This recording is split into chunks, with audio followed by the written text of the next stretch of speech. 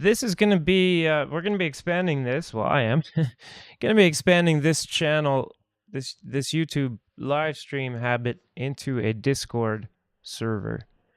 So on the Discord server and the YouTube channel are going to be kind of coordinating or coordinated, and a lot of that's going to be automatic. And we just hit 2003 subscribers, so I don't know. Yeah, thanks guys for that. And if you're not a subscriber, then feel free to smash. You're supposed to say smash the like button, subscribe, and I guess also especially tell people about this show, that there's this live show that we're watching a bunch of videos together and arguing about what's on there and doing some demonstrations of singing and anything we can think of that has to do with singing. I guess there's lots of shows about like how to sing. I guess this is how to be or people saying what's the right way to sing and the wrong way to sing. We're kind of looking at how to be the person who's trying to figure that out. What's a good way to be a student of singing, I guess.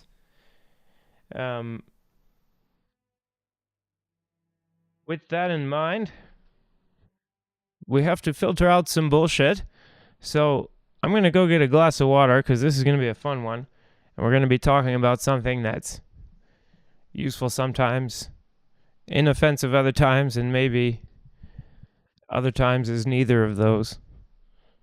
But just hang tight. I'm going to give you a little bit more background music. Gonna go get my glass of water and we'll get started.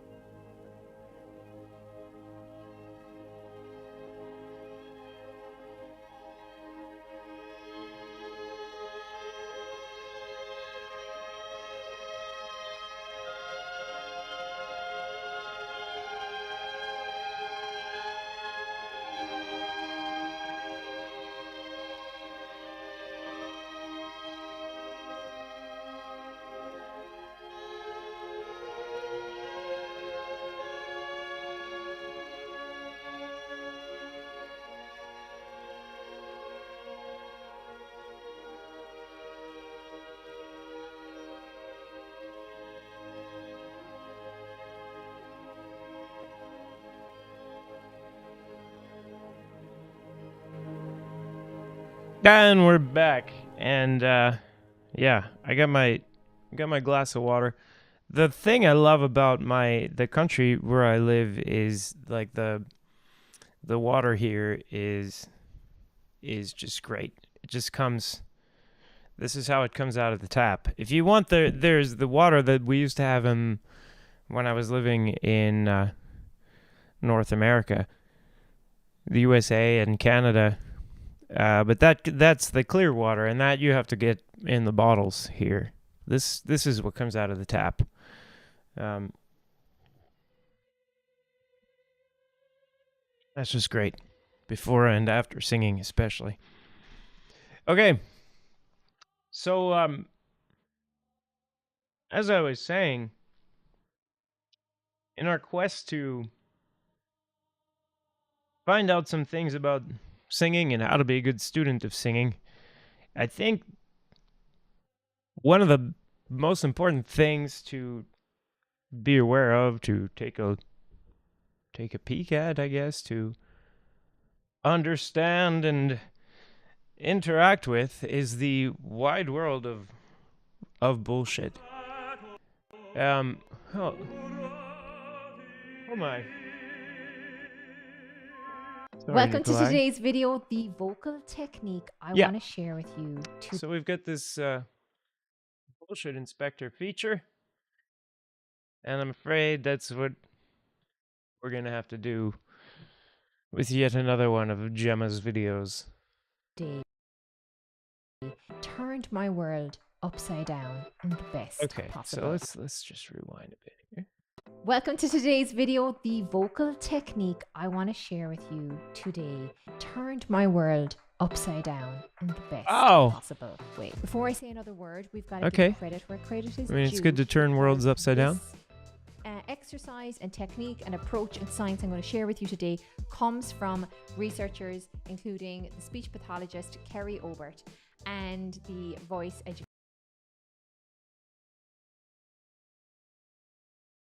We're gonna get a vocal tip from a speech pathologist. Okay, I mean, and researcher Chadley Valentine. Amazing. So I guess, I mean, this could be a good thing. We could, like, especially if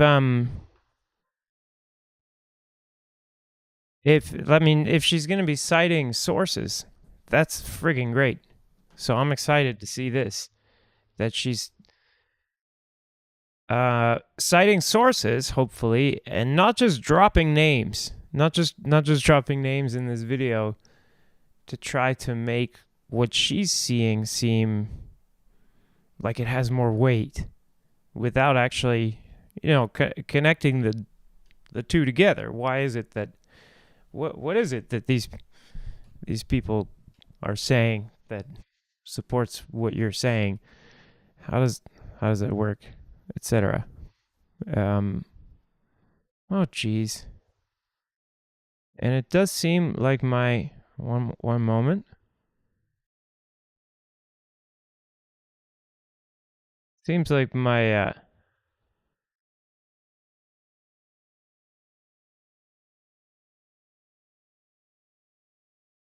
seems like I might have trouble with my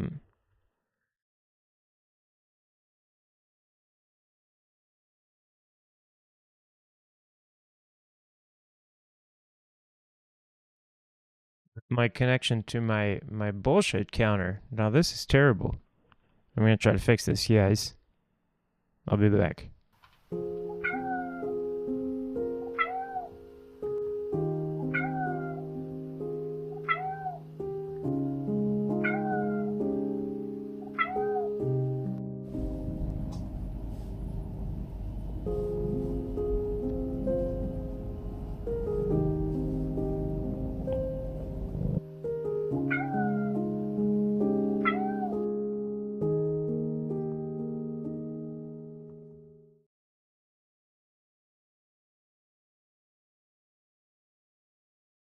Yes, I just do not know. I think I see what has happened here.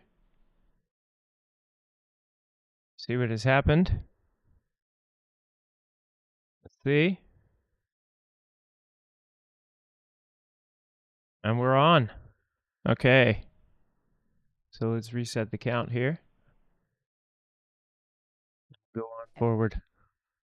Please go support them and check them out.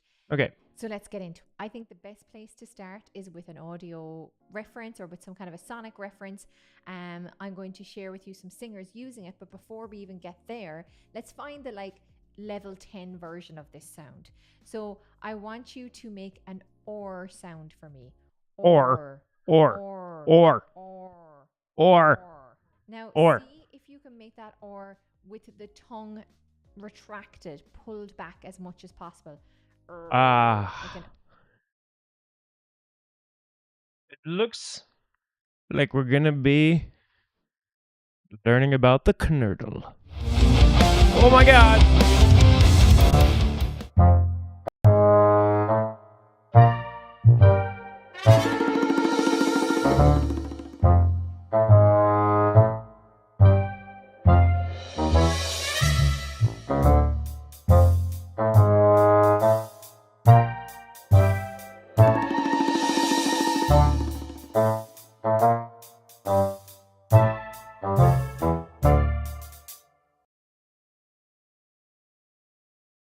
All right.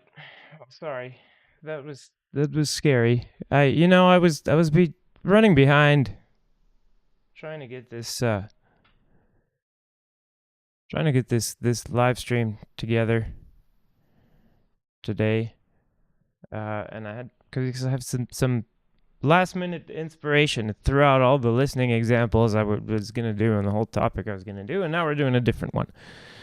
So, as Gemma kind of let us know, we're going to be looking at the knurdle. And just a preview, that means we're going to have to look at some famous singers that use this technique that she's going to be telling us about. Some famous classical singers, and some of you are going to be maybe pissed off that I'm saying that favorite singer of yours uses this. I don't know. Is it maybe can we just not call it a knurdle then? Let's call it well, I don't know. Knedleek. Let's call this Knedleek. And we can say that whoops. What's up with my chat there? Oh, one moment again, guys.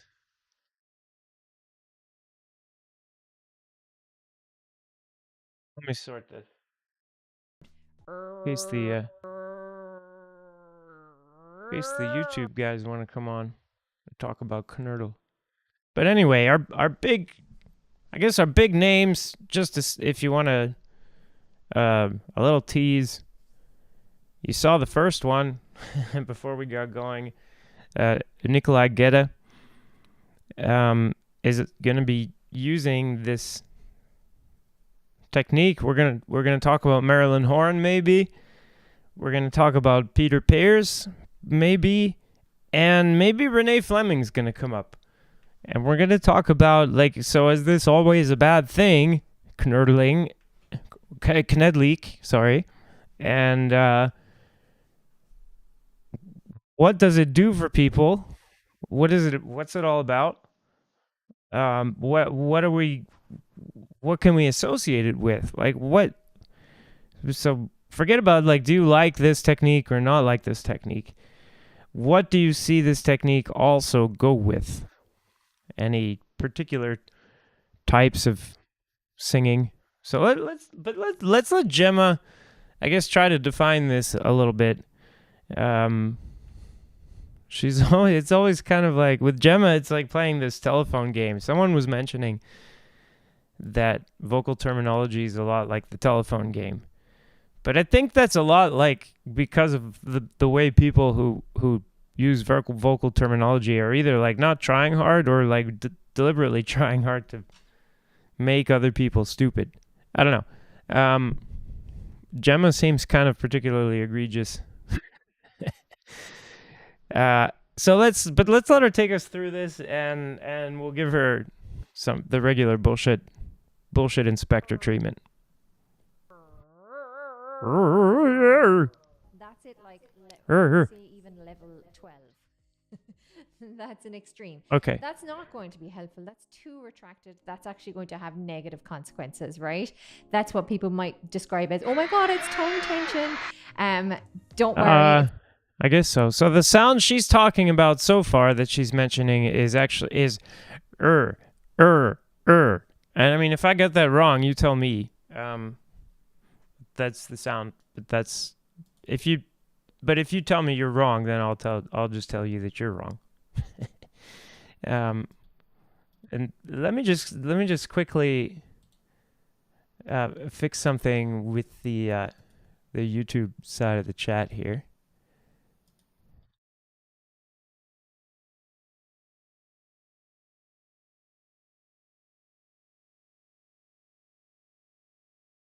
No, I don't know why that's not working so well. Aha. Well, it looks like the YouTube stream got ended.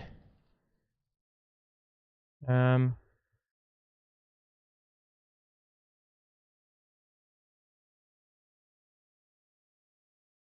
see. and it got remade into another stream. So just 1 second, guys. I'm gonna restart the stream over on the YouTube side.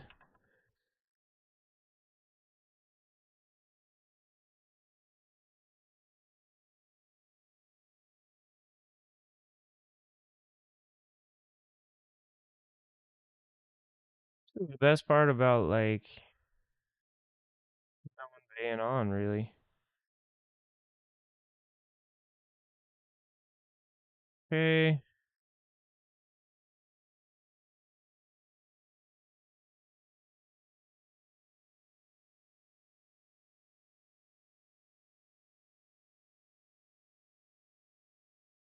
Get some background music at least while I get this up. It's gonna Fortunately, I can't just be okay. let Gemma play because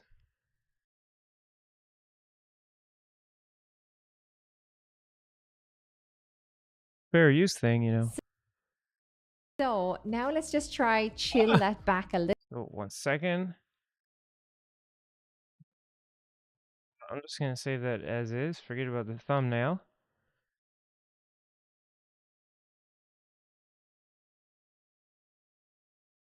Pop out this new chat. Get this up over here, guys.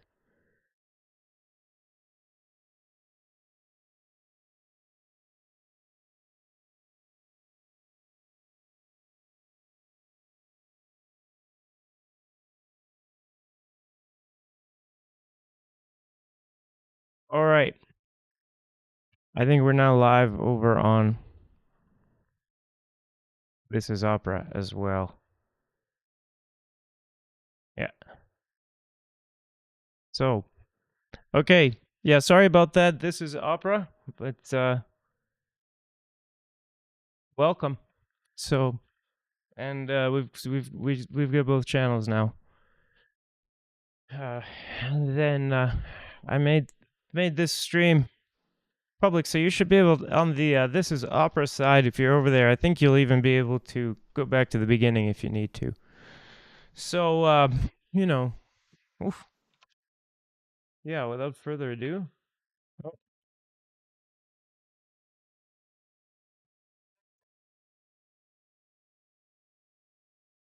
Yeah.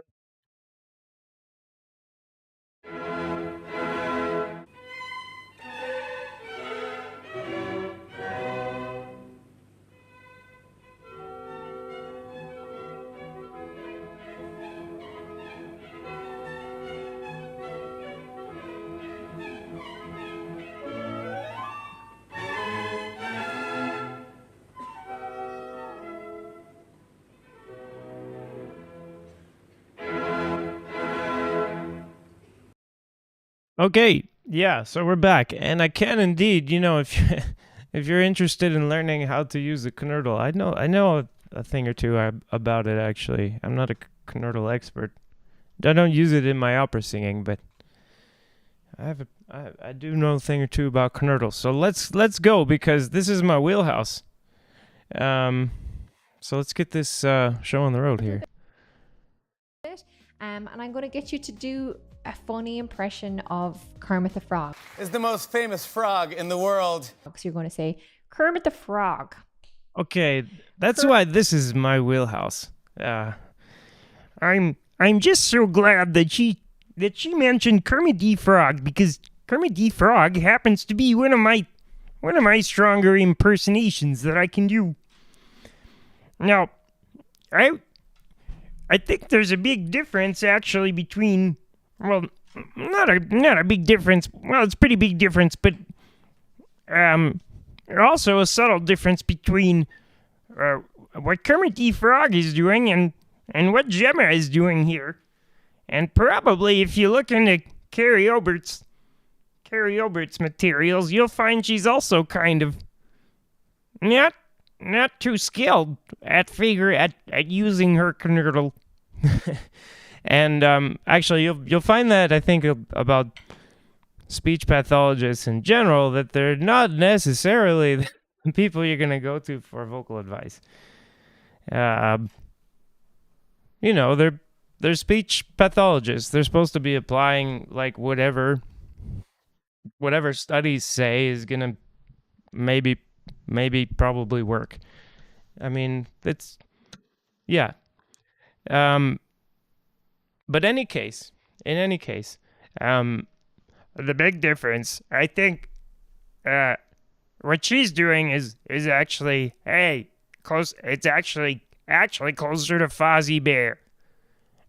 Whereas Kermit the Frog, you're gonna have to protract the neck, and although I'm not quite able to at this time quite point out what the difference is, I can assure you there is a difference, and that's how I make these two different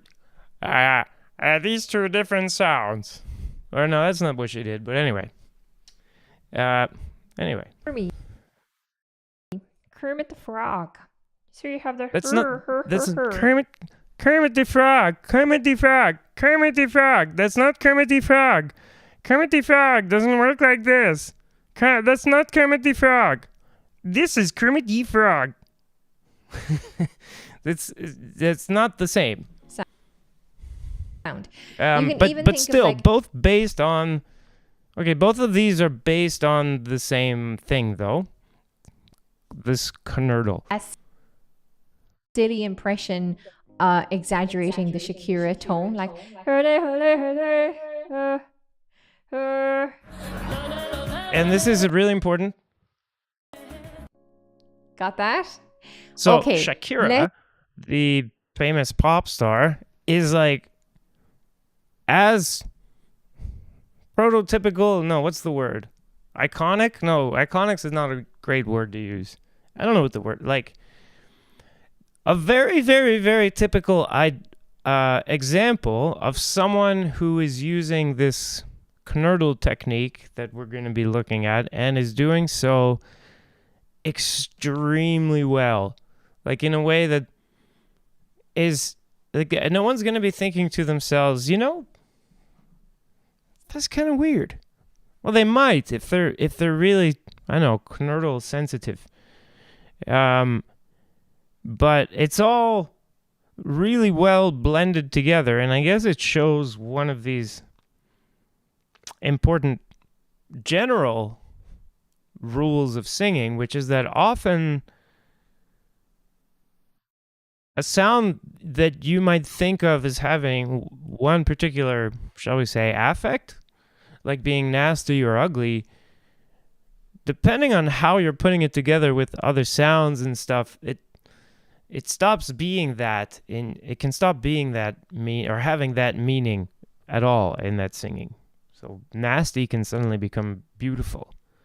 I am standing on the Jordan. These kinds of sounds can actually wind up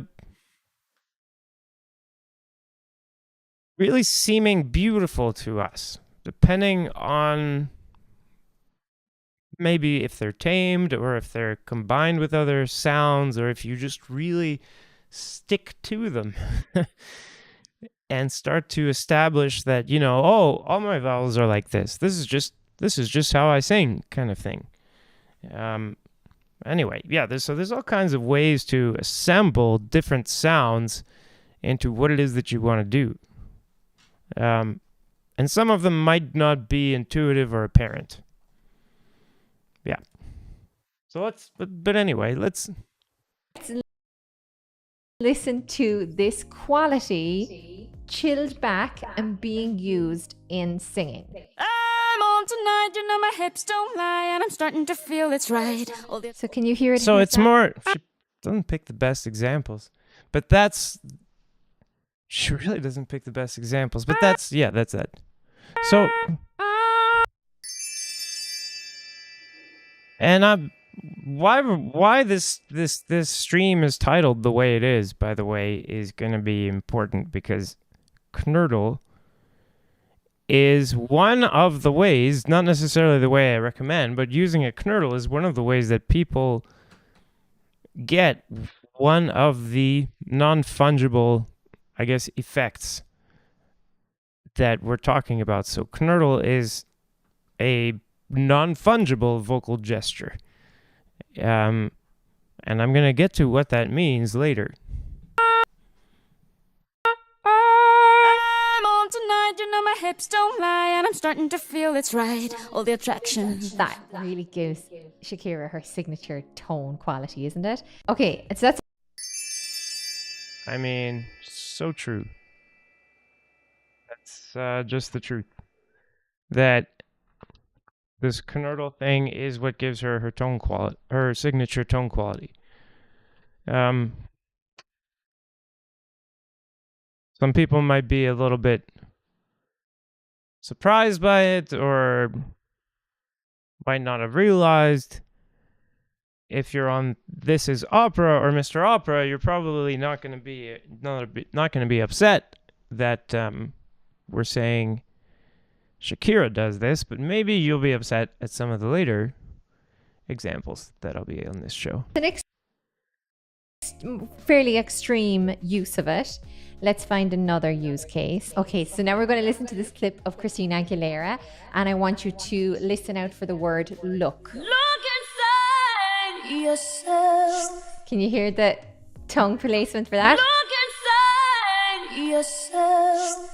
Okay, right, we're getting accustomed to hearing it now. Okay, so that's, I mean, that's, yeah, I'll buy it, and it's just on that one note, and I buy it.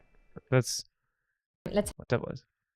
have a male example. So we're going to listen to how he sings Wonder Where You Are. He really is allowing or to be in the ah sound. 'Cause I wonder where you are. Ah, instead of ah, What? ah. And I wonder what you do. And I wonder what you do. No. Did you? Okay, if you're in the chat, I mean, and you're listening, did you hear what she said? That we heard? I didn't hear what she said that I heard. I heard something else. Allowing or to be in the ah sound. 'Cause I wonder where you are. I Instead hear of kind of a nasal sound with a higher soft palate. Cause I wonder where you are.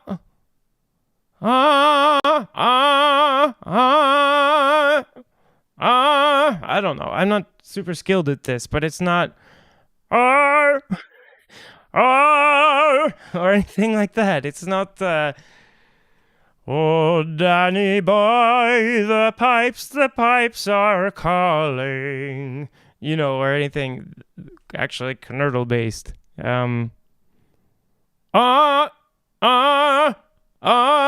Something like that.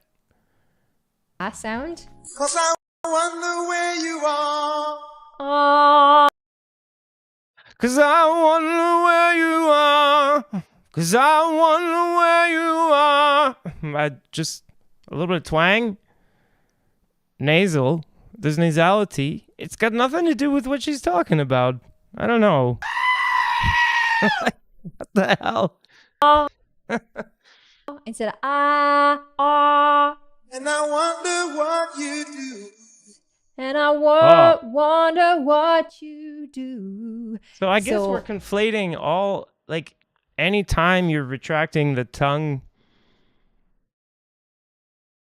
No, it's not anytime you're retracting the tongue. It's like I guess it seems like sometimes that we're retracting the tongue to some places. I'm not sure which parts of the tongue are being retracted to what.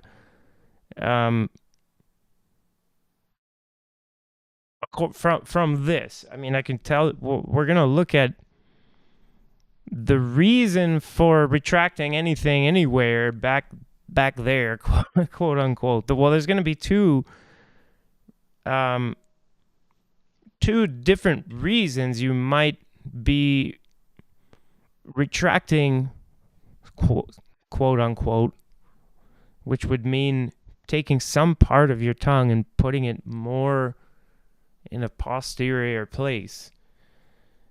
That could involve doing something with area of interest number 1, in the sense that you might just be lowering your larynx. So someone looking with a laryngoscope or someone looking with a camera would see your tongue going down. And if you were like moving your head back at the same time, your tongue retracted. And that's one change you can make. You can make a change to area of interest number 3, which is, well, we'll take a look at where these areas of interest are, because I want to make sure nobody gets left behind on these concepts. Area of interest number 3 essentially is the top of your larynx. Now you could retract your tongue towards there, and that's one thing. And this area of interest, since it takes up the whole first half of your vocal tract, there's a lot of wiggle room for saying that we're retracting our tongue towards this thing. It covers a lot of ground, so it's an extremely general thing now to say that we're retracting our tongue towards area of interest number 3. And if we're doing it as a kind of non-fungible vocal gesture, then we'll see that it's general, but at the same time has a quality to it. So that if you're going to be retracting your tongue really close to the beginning of area of interest number 3, that's different from what we're seeing here, which I think is retracting the tongue into area of interest number 3, but just not very deep into it. And then there's area of interest number 4, which is also in the pharynx, if you will, depending on who's looking and how long their vocal tract is right now.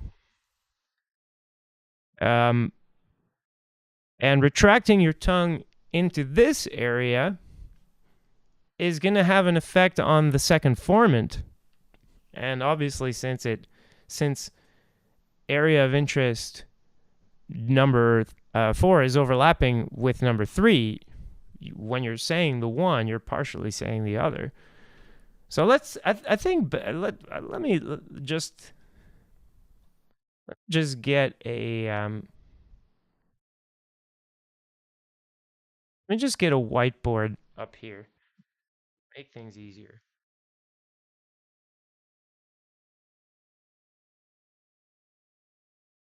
I'm gonna get pink trombone up. And I'm gonna map out again for anyone who's new where these areas of interest are. And if you want something more in depth, feel free to go to newschoolsinger.com. No, wait. If you want something more in depth, actually, just go to my tutorials on visualizing vocal acoustics here on YouTube. That's probably the best way to go. Although the newschoolsinger.com hopefully will be redirecting you to the same place. So let me go real quick into my browser here so I can interact with Pink Trombone. This is an app, if you're not familiar with it, that you can use called Pink Trombone, and go ahead and watch those videos I was telling you about. You probably want to see from this view here. And the first one, I think, will tell you all about Pink Trombone. So area of interest number 1, as I was already insinuating, if not downright just stating explicitly, is a way of saying the whole length of the vocal tract. And you're probably used to hearing this as people saying raising and lowering the larynx. But in this case, we really, really need to know how long is the vocal tract right now. So area of interest number 1.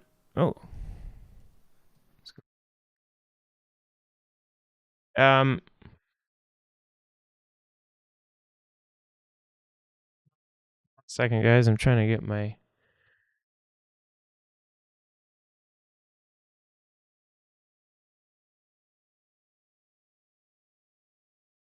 whiteboard working here. There we go.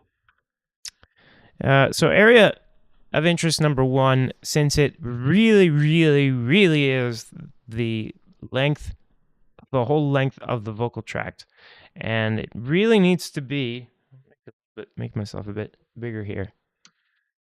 Should I just trust that this is bigger? Should I check on my monitor? I'm going to check on my monitor. I don't trust it. Yeah. So you guys can see me. I'll just trust that you guys can see me, so I can't really see myself.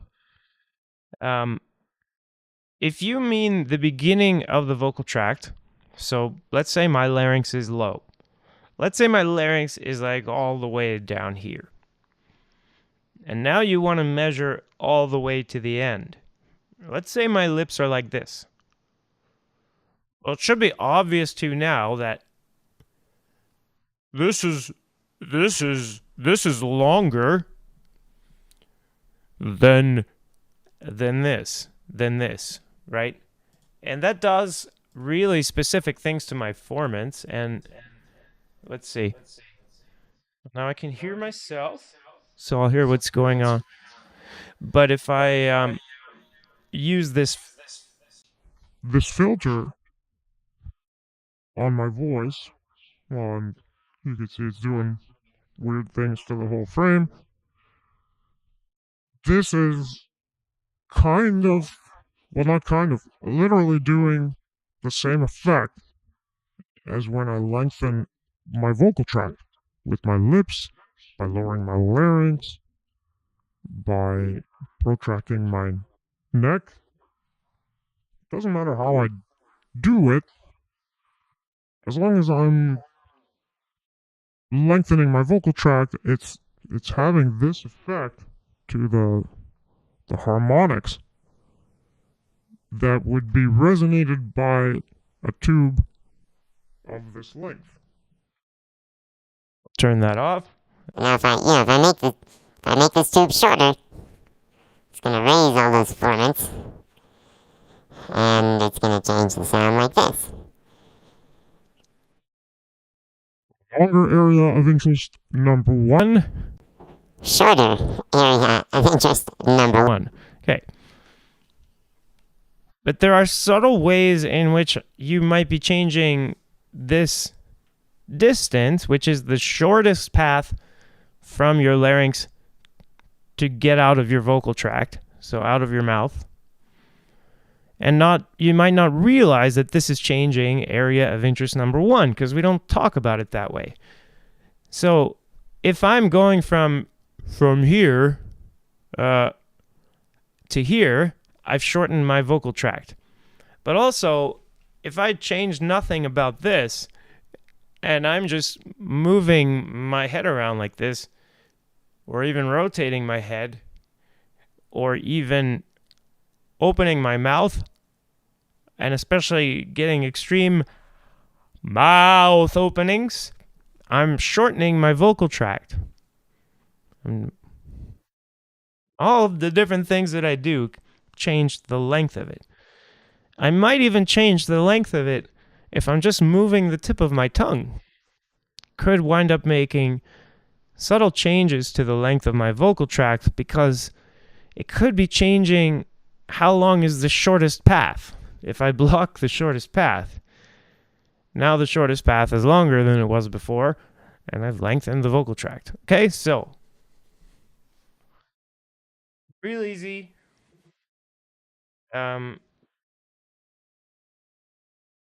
a area of interest number 1, right, is basically everything. But it's everything in one dimension. Just how long it is. That's it. But otherwise, it's the everything area of interest, right? Moving on to area of interest number 2. And you'll see in a second why you're like, why is he showing me these things on Pink Trombone? And why did we get rid of area of interest number 1? Well, we won't really be able to change the area of interest number 1 on Pink Trombone, which that's the actual name of this. I didn't name this, so don't be mad at me. But area of interest number 2, that's right there. It's the end of the vocal tract. Area of interest number 3, and if you think you did the whole thing, now you're at the end, right? And then now we're kind of like we're going in a circle this way. So we get to area of interest number 3, and that's this area at the beginning of the vocal tract. But both of these, if you were paying attention before, both of these put together take up the whole vocal tract. So 3 goes like all the way to, I don't know, I guess here, right? So 3 is all of this, and 2 is all of this. But the thing is, right here in the middle is the weakest action for both of these. And then as you work your way back to the beginning, this is the strongest action for area of interest number 3. And then this is the strongest action for area of interest number 2. So that's the reasoning for putting the number 3 over here and the number 2 over here. Because especially if you're doing things at the end of the vocal tract, and especially if you're doing things at the beginning of the vocal tract, you're having a big effect on these areas of interest. Areas of interest number 3, number 1, number 3, and number 2. There's probably a better way to write that. Probably if I go number 1, number 2, and number 3. That would be more intuitive for people for some reason. So area of interest number 1, 2, and number 3 give you the first resonance of the vocal tract. It's a little bit interesting how that happens. And maybe you could, maybe it would make more sense to say AOI number 1, right? Something like times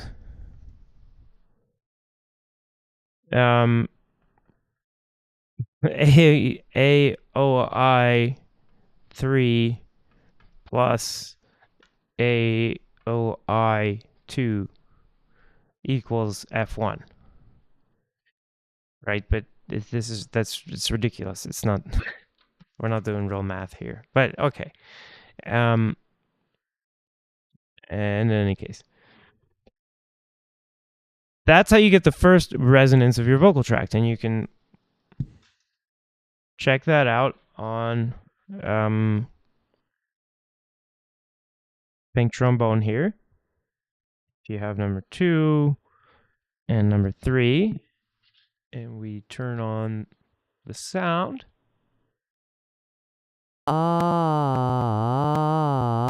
And you obviously you can do this on Pink Trombone, but the idea is I want you to be, thinking about experimenting with this yourself and learning, as a result, learning perturbation theory. Not in a way that will help you pass the test, because who cares, but in a way that will help you, I don't know, make your own vocal exercises and come up with weird vowels that nobody's ever used. Weird in the sense that, they're using weird positions or something. Anyway. So we're paying attention to the first resonance of the vocal tract, which is basically all of them. Because everything is going to be affected by this, because every resonance of the vocal tract shares an area of interest that involves the end of the vocal tract, the mouth, let's say, the very end of the tube and the very beginning of the tube. They're all going to have that, right? So we're going to be raising and lowering everything. But what I want you to pay attention to is that when I squeeze this, when I make this smaller, area of interest number 2, according to our theory, ought to darken things, ought to make things go down, ought to lower.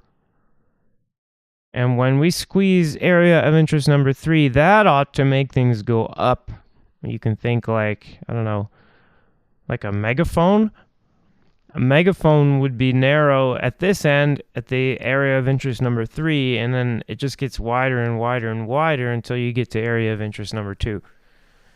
And I hope that's starting to tell you some things intuitively, etc. So I'm going to tweak area of interest number 2 by constricting it.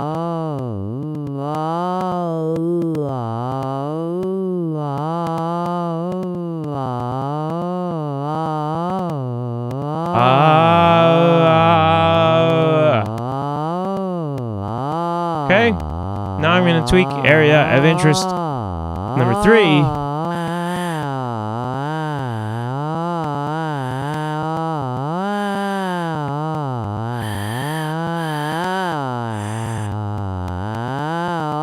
Okay, so if you get too close to the wall, then it starts doing saliva things. So that's, of course, that's not the idea, and this is just a simple demo. And there's something like our knurtle sound.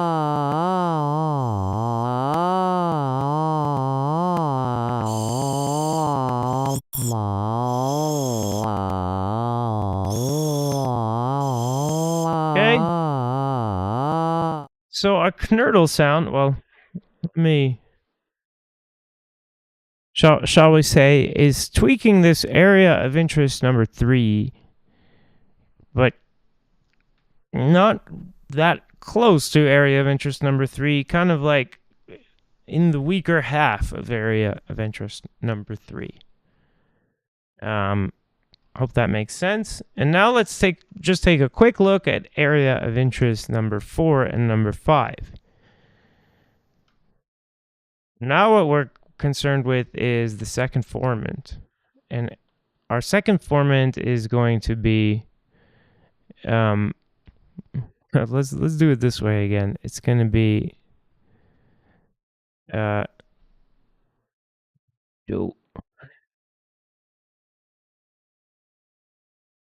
this here. It's going to be area of interest number 1.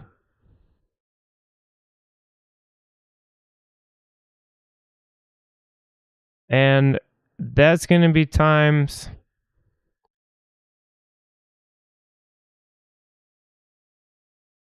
areas of interest 2, 3, 4, and 5. it's going to be, I guess, more like, shit. Fuck. It's going to be more like 2 plus 3 plus 4 plus 5. And along the way, you're adding what it is that they do. And let's assume again that we're constricting. So assuming that we're constricting, and if you're expanding, it's just the opposite, if you're guessing. So if we're constricting, well, just like before now, and so we're going to include 2. If we're constricting, let's just put it here. So from 2, that's still going to lower things. And if we're constricting from 3, that's still going to raise things. Now we've got 1/3 of the way from 3 to 2 is going to be area of interest number 4. And then another third of the way is going to be 5. Well, this is going to be the center of area of interest number 5. These don't work quite like areas of interest number 3 and 2 because they have a center. So you get stronger as you approach number 4, you get more effect, and weaker as you get away from it. But it's not covering us all the way to area of interest number 3. It's covering half as much distance.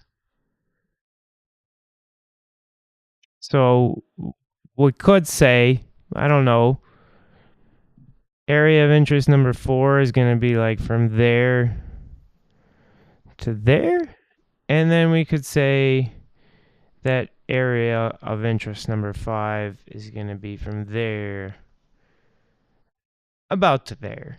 And I mean, yeah, it's not totally precise.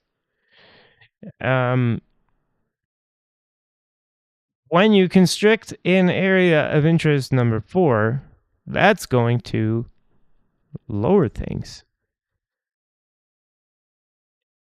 And when you let's put this maybe in like a different color.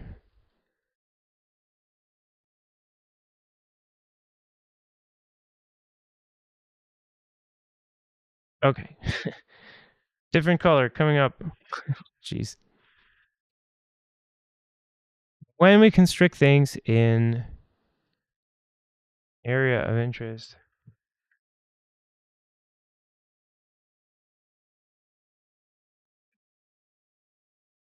I was hoping to get different colors. Oh, I'm still in the eraser, that's why.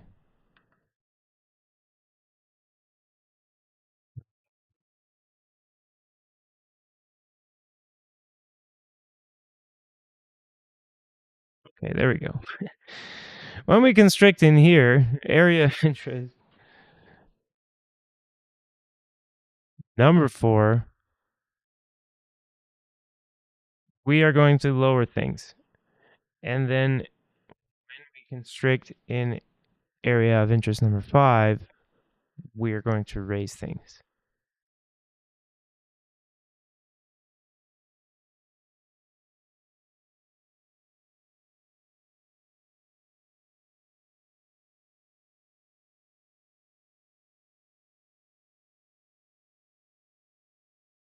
Being a little bit OCD here. Okay, so I hope that makes sense. Let me see if anyone's helps to know if people are with me here. All right. Well, no questions in the chat, it seems, so I'm going to assume everyone is understanding so far and or does not care.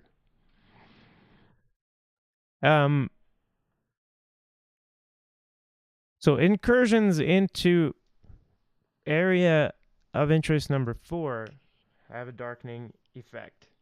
But incursions into area of interest number 3 have this brightening effect. And Okay, so maybe you can argue about if that's really brightening or darkening, but when I mean, I should say, more strictly, raising and lowering of resonance. Okay. And if I retract things, whatever they are, tongue, popsicle sticks, surgical implants,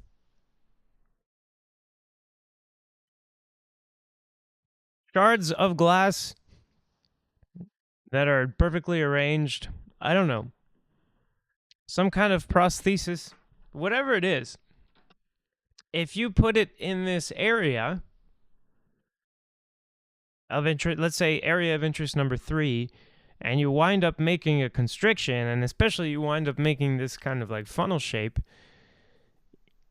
you make the whole vocal tract potentially stronger. You're gonna get an effect that increases ring, and this Carrie Obert lady that was referred to will tell you probably that this is what she's talking about is ring.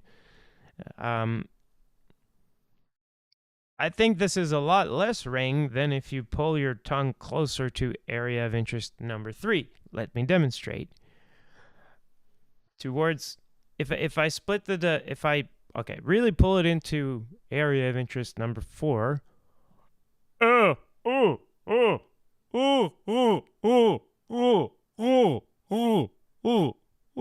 can get an ooh out of this. Ooh. It's not really an ooh. And if because you can see, I'm like, right, and everybody knows, ooh is like this. Ooh.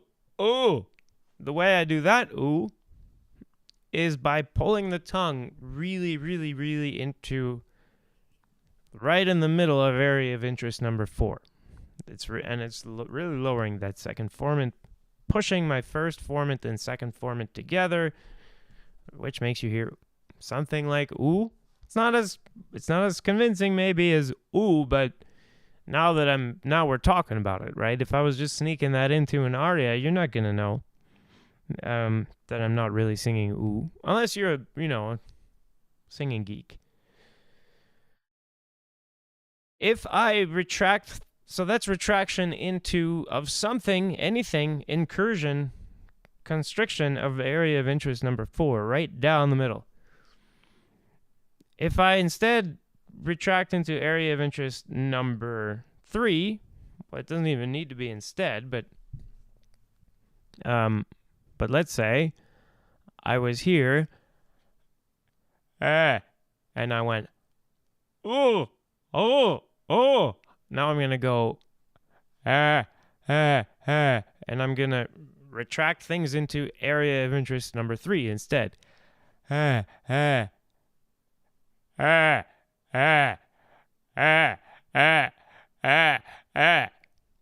now that makes the room ring. So is that ring? I don't know. I think that's what people meant, and they didn't mean when they came up with the idea of ring, the term ring. Maybe they did. I don't know. Something that splits the difference. So if I start to not pull the tongue, or shall we say pull anything into area close to area of interest number 3, not making that narrow, but instead start to think, let's see where the border between 3 and 4 is.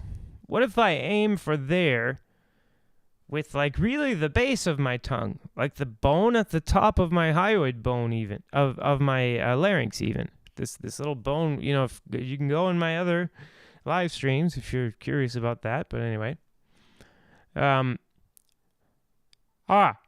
if I start to split the difference, well, now I have well, that's interesting. So this starts to have something like wow, it's something like the effect of that. The reinforcement, the ring, I guess. It's something not like that as well. It doesn't seem to be able to make a metallic sound, but it does seem to give me some ring, some reinforcement. So it is a way to make some kind of ring, I guess. And I found a cool thing, which is that basically there are two types. Let's make this big here. That basically there seem to be two main ways to get ring. There's the ways that are fungible, in the sense that if we're looking at this diagram that I made, with the areas of interest, well, on here,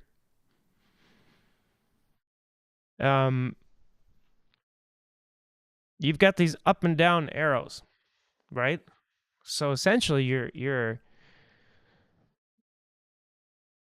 doing addition, and then at the end of everything, you're coming up with a certain number. Let's say that for number 3, you're adding +5, and number 4, you're adding -5.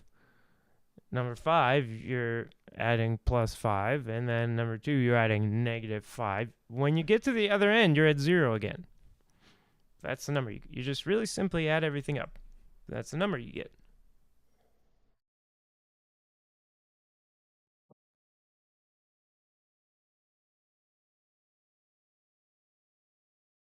That means, as far as getting F1, your first formant and your second formant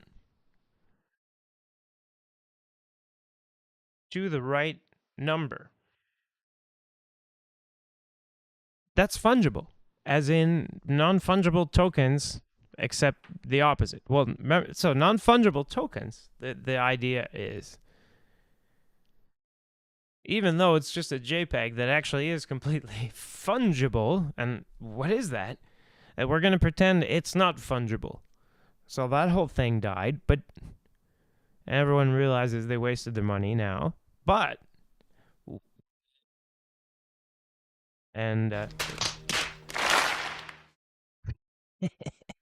that ready to go for all you NFT buyers who, but I mean, we could still do the NFT for the laryngocentric anatomical research and reference interface if you want. But anyway, so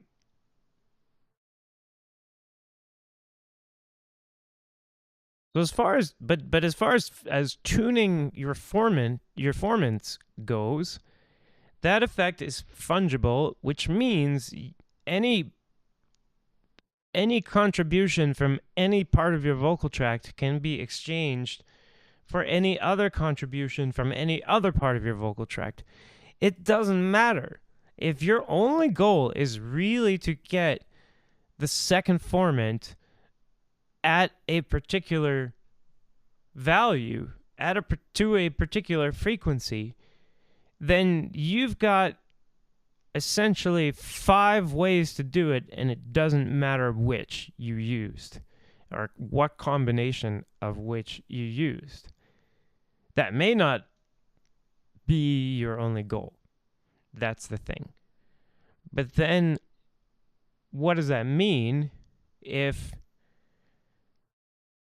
even though these values, these formant values, are completely fungible,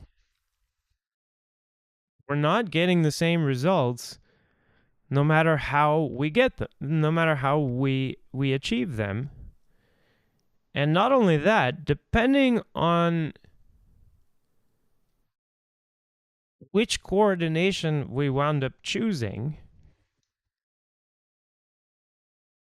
it seems like, and which pitch we're singing, etc. It seems like the rules are almost arbitrary sometimes, and just changing for no reason, and don't make a whole lot of sense. But we can still learn them.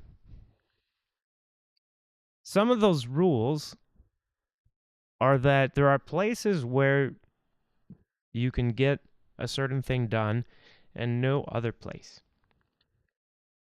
You may have noticed that no one is singing really loud with their mouth open.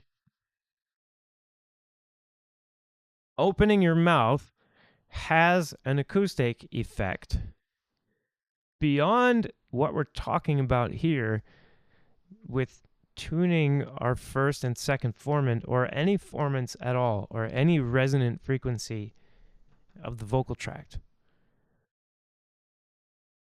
When we're talking about the effect of opening the mouth, for instance, we've got a couple of non-fungible reasons or effects that we're after.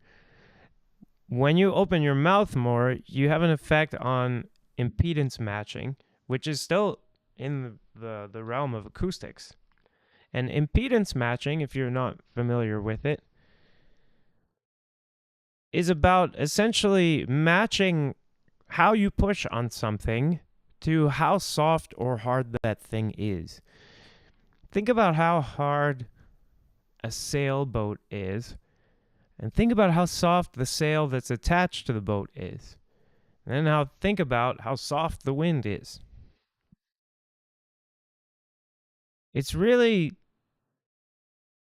really helpful if you want to push on a sailboat using the sail to have something like wind, right? And even though your finger is much stronger than the wind, if you just made like a really big version of your finger and tried to use that to push a sailboat by poking the sail, it wouldn't work very well. You'd have trouble transferring the energy. Why is that? Because the impedance of your finger,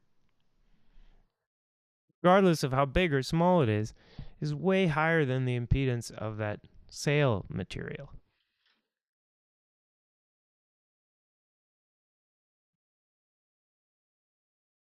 Might not be in reality. I don't know. I've never. Maybe these sails are actually made out of pretty heavy material. I've never actually poked a sail. But you get the idea. And if you were doing it with a toy boat, with just like a little t-shirt for a sail, you'd really be able to demonstrate it well.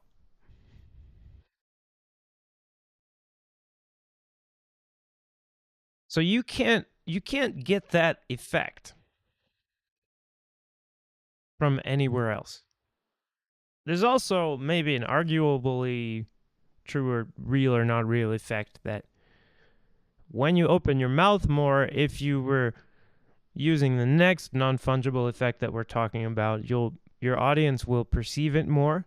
Whereas if your mouth is more closed, then you will reduce the effect of the next thing we'll talk about, which is metal. And metal comes from twang, and twang comes from area of interest number 3, unless you're talking to Carrie Obert. And if you're talking to Carrie Obert, who I guess made the source material that got into our video that we're bullshit inspecting here by Gemma Suguru,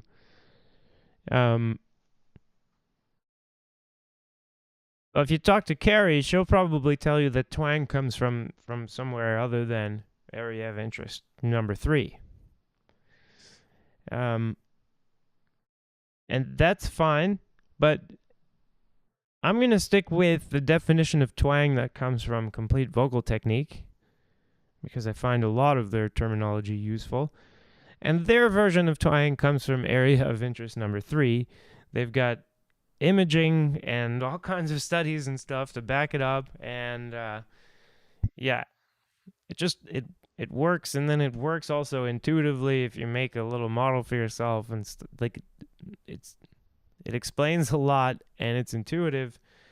And frankly, I think someone who's not understanding how this works and who's working in speech pathology or science or something is maybe trying not to understand, or perhaps just incredibly dense, but I doubt it. Nobody's that dense anyway. So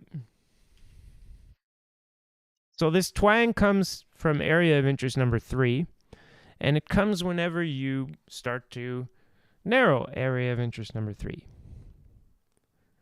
As long as you're really close to that number 3 there, to the beginning of the vocal tract. If you start to make your constriction of area of interest number 3 overlap with area of interest number 4, of course you're also going to hear this darkening effect at the same time. Now I don't know if yeah,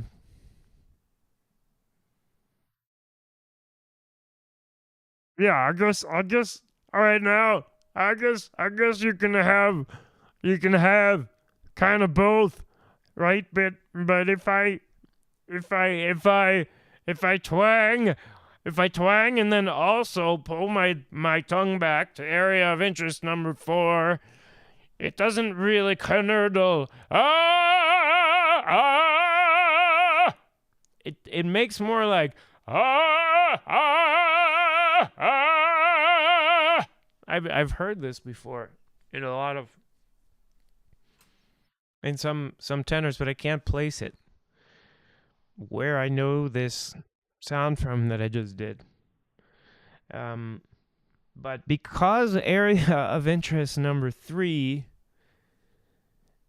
is narrowed closer to the base, the fact that I'm also pulling the tongue into closer to where you see the border of area of interest number 4 there, yes, it does still wind up darkening, so lowering it still makes that non-fungible effect,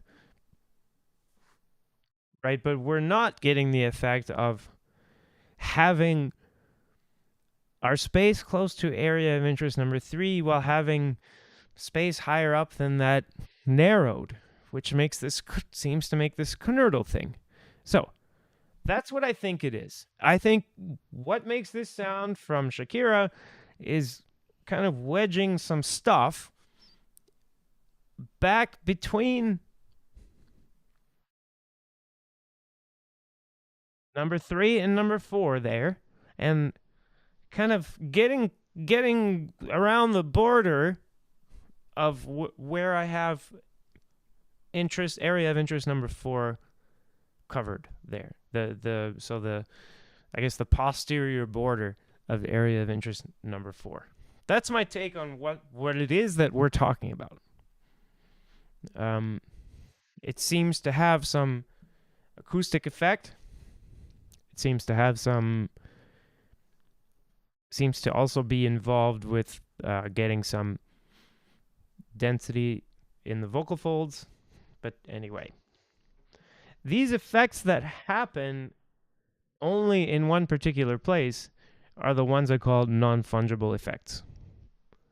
They're non-fungible because you can only do them there. You can only make twang that we're talking about, not the twang that someone like Carrie Obert might be talking about. But who knows? I don't know. We're not really getting citation here. So we can't make that anywhere except for area of interest number 3. We can remove area of interest number 3 by raising the larynx. But we can't make twang anywhere else. And we can't make metal anywhere else. And we can't make this knurdle. It's also non-fungible. It can't be made anywhere but between the area of interest number 3 and number 4. Although you can simply expand area of interest number 5 a lot to get the darkening effect that you would from retracting the tongue into area of interest number 4. It never makes a knurdle. No one makes a knurdle by accidentally opening their mouth too much. It doesn't work that way. Yeah.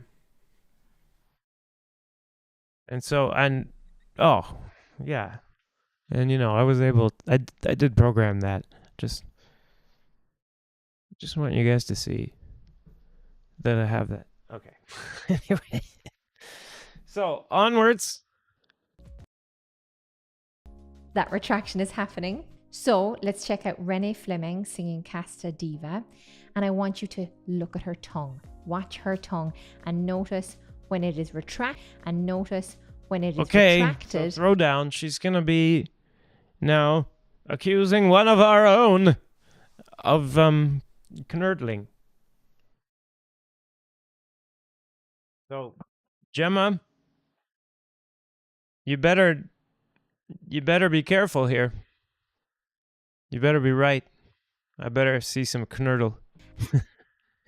And notice when it isn't retracted. No. Notice? Oh. Can we see it here? I don't. No. No, I can't. But I can hear it. But no, I can't see it. Let's look. Let's make it bigger. Oh, what have I done? What have I done? I need to take this away. 1 second, guys. Oop. Yeah. There we go. I see head protraction at the moment, which is super important, I think. But head protraction. So there's a so the tip is forward, but the dorsum is up and the root of the tongue is back. Yeah, Gemma. See it? That's why we can't see. You just told us. She's so sometimes you get the impression that some people lie a lot, and they wind up lying even when it's not necessary. And then, anyway, it's totally unnecessary to tell us that we saw it. We didn't see it, but her explanation of why we didn't see it is correct. She tells us that we saw it, and then she explains to us why we didn't. But let's read. Okay, in this clip you can see Renee's tongue. Notice how it flattens more and moves forward when she gets to her higher notes, and returns back when she descends again. This is necessary as her larynx needs room to rise, so the backing of the tongue root as a strategy needs to be abandoned when singing very high pitches. Backing of the tongue root into what?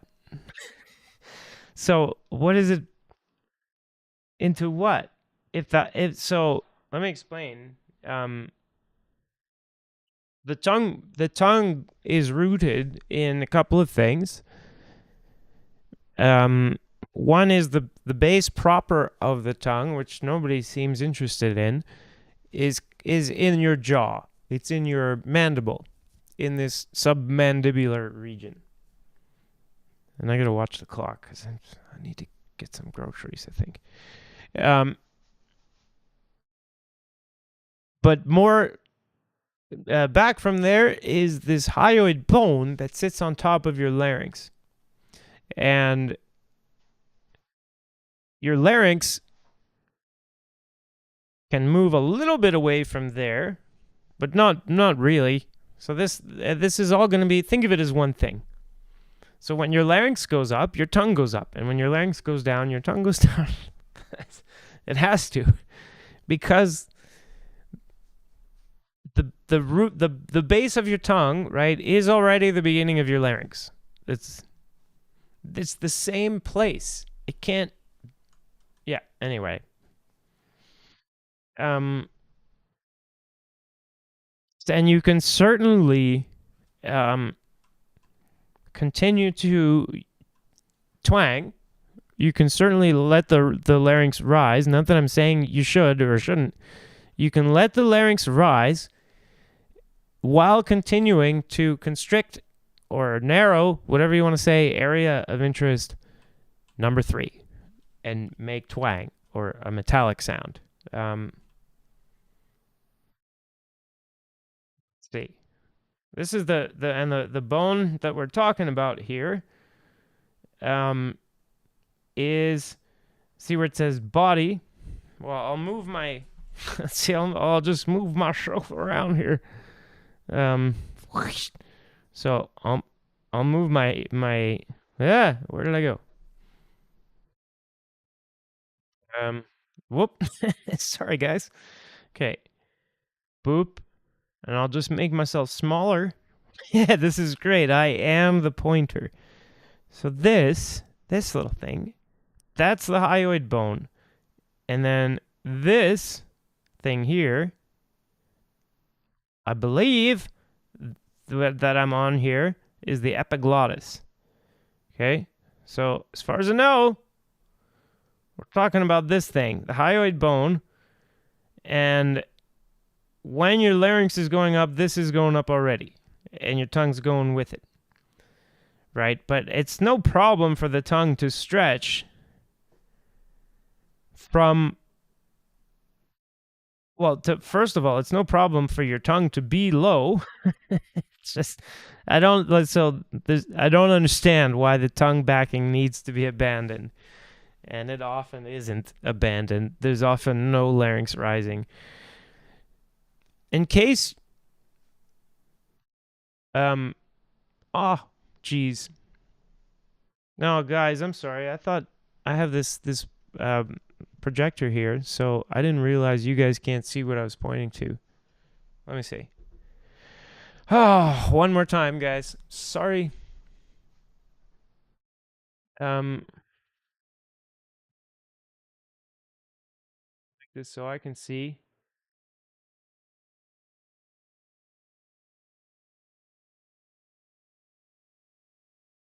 I'm sorry, guys. That was terrible. Terrible of me.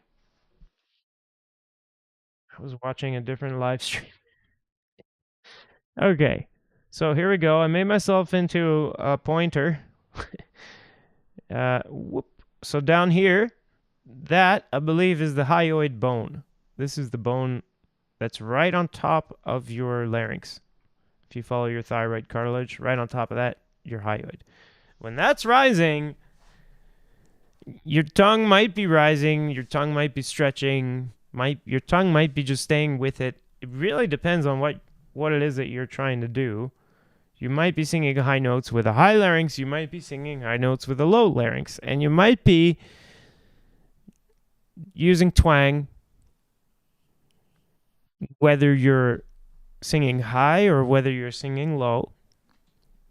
And in case you're a speech pathologist and you're wondering about this, you may see people losing their knurtle if they raise their larynx because, as I was just showing you, in order to get that knurtle, you're going to have to be between area of interest number 3 and number 4. Now think about what happens if you raise your larynx. How are you going to do that? Anyway, there's not enough room. There's no room to maneuver, and your tongue is too fat and big to do that. So if you want to make the knurtle, it helps to make some vocal tract length. And that's why whenever you see me doing Kermit the Frog, you're going to see me do this. You're going to see me make vocal tract length like this, because I want to be able to articulate and change my vocal tract length a little bit without having it get too short, because I need some length so that I can get really between area of interest number 3 and number 4. Jeez, that's exhausting. So Kermit the Frog, that sound, which they're having trouble with on this live stream, is related to what she's saying. The root of the tongue is back. It just doesn't work like what they're telling us. So let's take a look again. Yes.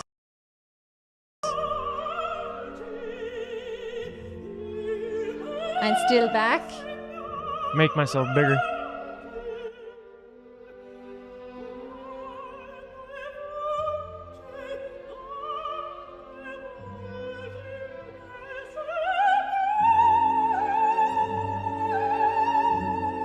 Now it's changed.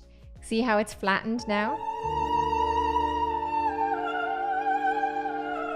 She definitely, because it went a lot higher, that particular Look, there's plenty of people singing that with a low larynx. The question is, did Renee Fleming sing it with a low larynx? And it doesn't appear that she did.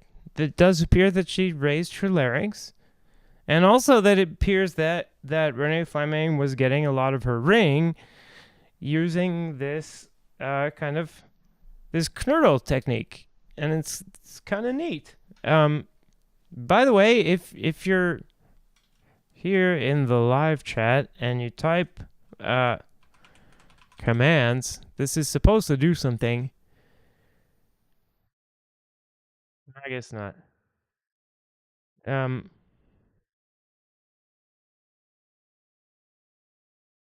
supposed to have this bot, guys.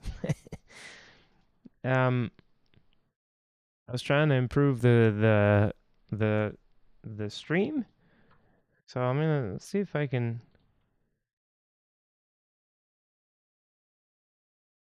See if I can get this to work here. So open this link in a new tab.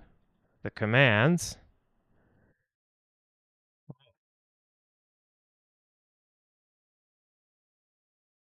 Oh, I see.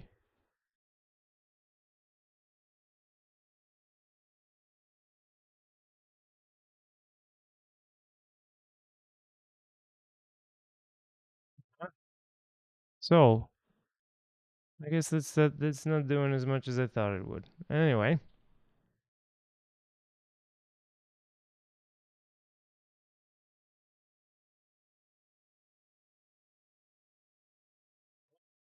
Get something? Ah, yeah. It worked. Okay.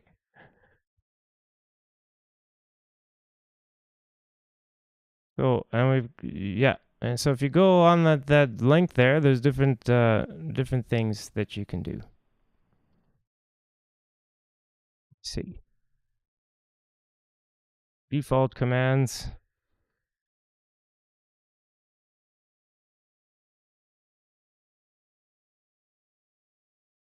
So I could do like show the title here. There we go. Yeah. Anyway, so the explanation I would give for these changes of tongue position are, one, to get the different vowels, you may need to do tweakings of different areas of interest. And depending on some perhaps fungible, non-fungible thing that you're doing, you're going to see variability in those things which are left over. And those especially are going to be like your formant tunings. The way you get your vowel, for instance, often it doesn't matter if you opened your mouth or lifted your tongue or lowered your tongue or retracted your tongue or used a little bit more twang or did whatever to get your vowel. Nobody cares. If it wasn't really affecting the overall sound, it's just nice that it made it sound like that vowel. And oftentimes that's all you need to make something sound like a vowel is just the right formant tuning. Those are fungible. Things like twang are not. If you start talking about both at the same time, which people like this always are, voice teachers and such, it's extremely confusing. So that's why I recommend these areas of interest and thinking about things that way. Because then when you refer to area of interest number 3, that's going to come with all the things you know about area of interest number 3 that are significant. It's not just, random. Have some more water.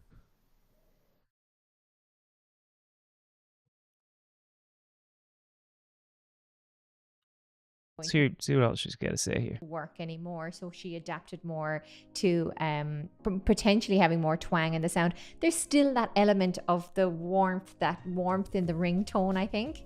I don't hear a I think lot the of twang root in her of the sound. tongue is still occupying some space in the throat space. Oh, I guess so, yeah. Oh, stunning. Oh my god. So what's the tongue Stunning. position? Oh, Well, just so the tip stunning. of the tongue Oh my god. is Stunning. towards the front. The dorsum, which is the middle of the tongue or the hump of the tongue, is high. Dorsum is the blade of and the tongue. Then the root, like imagine your tongue is kind of taking up the space of your fist in your mouth, basically, and even some of my wrist, because the tongue root goes all the way down to the larynx into the throat. We're gonna have space. to do some Ken So, Hub. The middle of the tongue is humped up, the tip is forward, and the root is actually moving back. I know that sounds like a bad thing. Like, what the hell?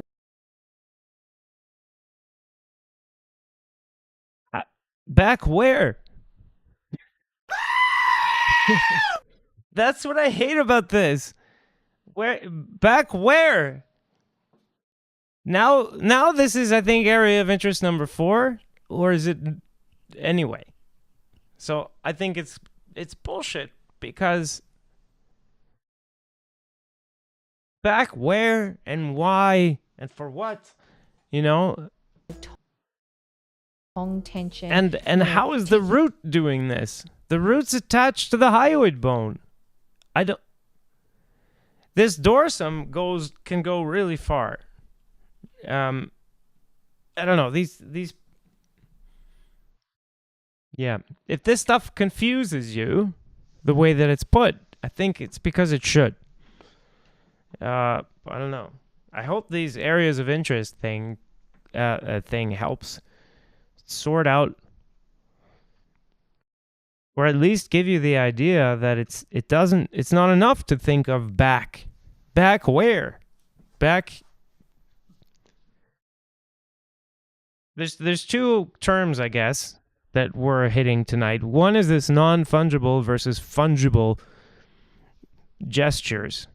It's good to know, that opening your mouth can't be done in the back of your throat.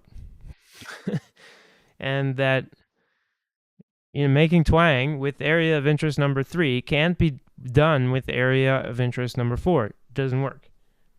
You get knurtle. It helps to know that.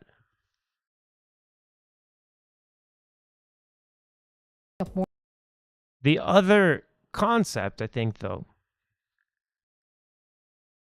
is that everything's got an acoustic address, not just a physical address. When you start talking about back, there's like every position. No, we have position and motion, right? Ooh. And these are so important. I have them ready in these cool things. And then there's also attitude. Right now we're going to talk about position. Every position of everything in your vocal tract, and then by extension, every motion has, yes, an anatomical address, like she's using, the dorsum, the root of the tongue, etc., right? But it also has an acoustic address, area of interest number 3. Or let's say halfway from area of interest number 3 to area of interest number 4. Okay, it's not the most precise address, but it's still an address. And if I change the shape of the vocal tract by making it shorter or longer, you can still find that same address. You might even just think about it and go, wait a minute, how am I going to make a knurtle if the vocal tract is short? So then how is Renee Fleming going to make a knurtle if she shortens her vocal tract? And then, so of course when she goes high, if she's raising her larynx as well, she's not going to have the knurtle anymore. Position, let's see, motion and attitude. And when it comes to your position, and when it comes to your motion of your tongue, whatever part of the tongue you're talking about, etc.,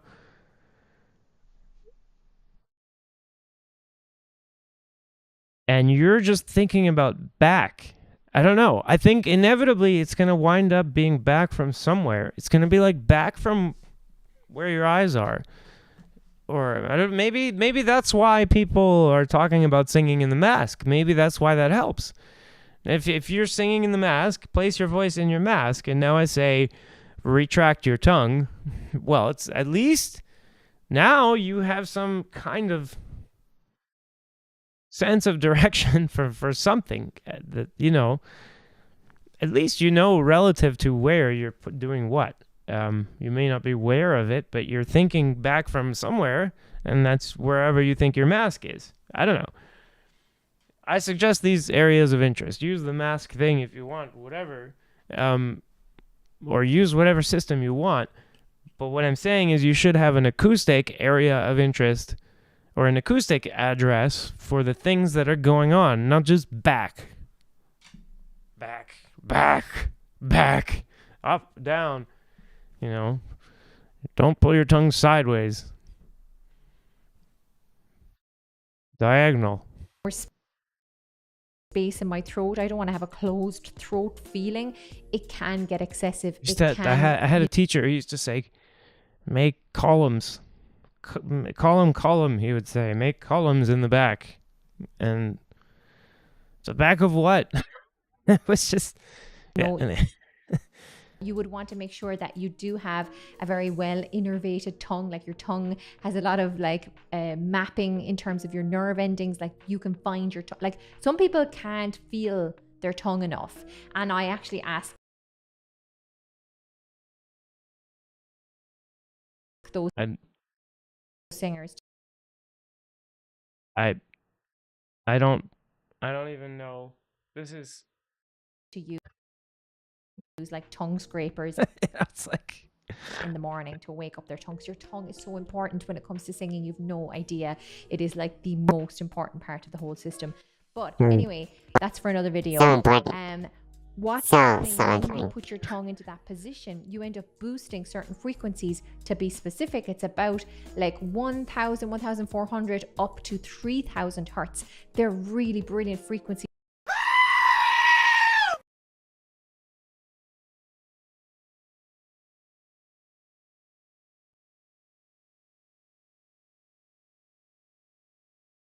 guys, I mean, look, I'm not saying like don't knurdle if you want to, if you like the knurdle, but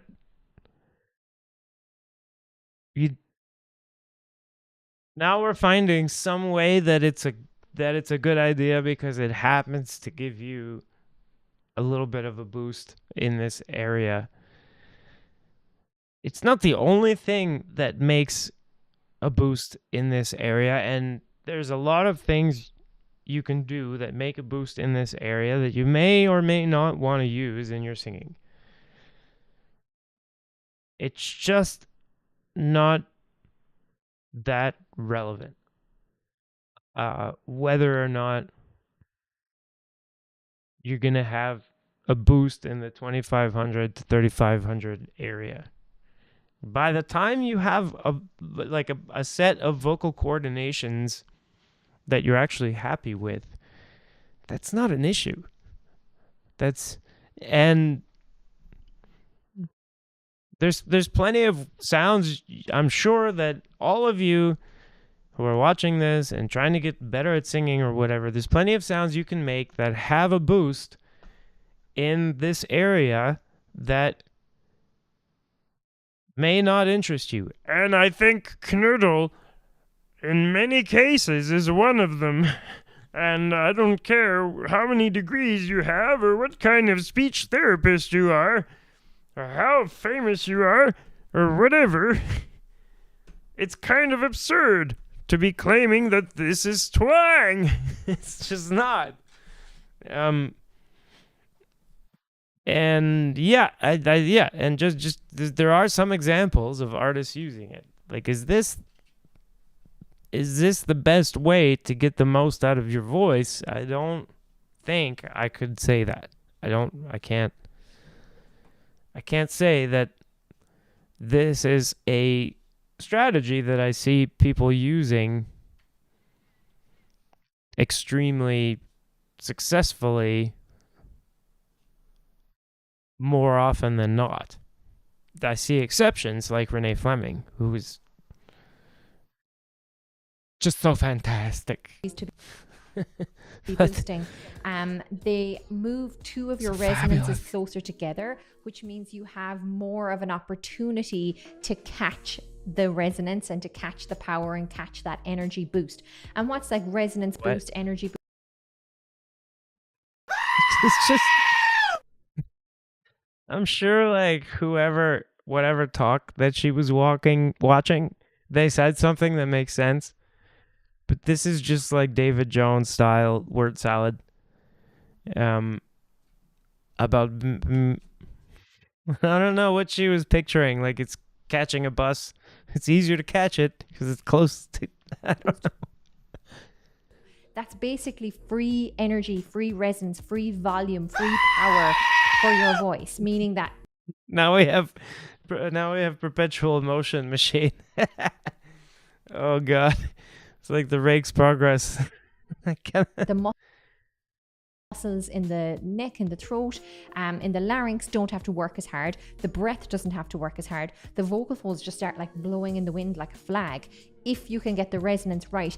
And I bet you have experienced Blowing in the this wind when like a you've listened flag. before, or when you've been singing, where you're like, oh my god, that note, I could just sing that note for days. What happened there? That's when you hit the resonance sweet spot. And this is one The way you can resonance start sweet getting that spot. resonance sweet spot. The I have hit the resonance sweet spot. But reason okay, so I that's. I mean, it's just bullshit. Yeah. Okay. If you're combining certain of the non-fungible effects that I've been talking about, and also maybe fungible effects, so you can create non-linear relationships between the vocal tract and the vocal folds, which results in a feedback loop that can make it seem as if you're getting energy for free, but you're never getting energy for free. There's no such thing as perpetual motion, and all of that is your effort at some point. And every filter, no matter how good it is only ever taking energy away from the total and then putting it out the other side. So there is energy being lost as heat going into the tissues of your vocal tract from all of this stuff that we're doing. It just happens that the stuff that we're doing is happening like 440 times a second if we're singing a high A for a tenor. 444 times, it's 440 times a second, and each one is getting efficient, making a feedback loop, and et cetera. Pretty soon you've got something really powerful. Hi to Bear and welcome. We're looking at Knödel tonight, and we've got the opera singers coming right up. So for it is that it really helps me access a particular mix quality that I'm looking for around my G4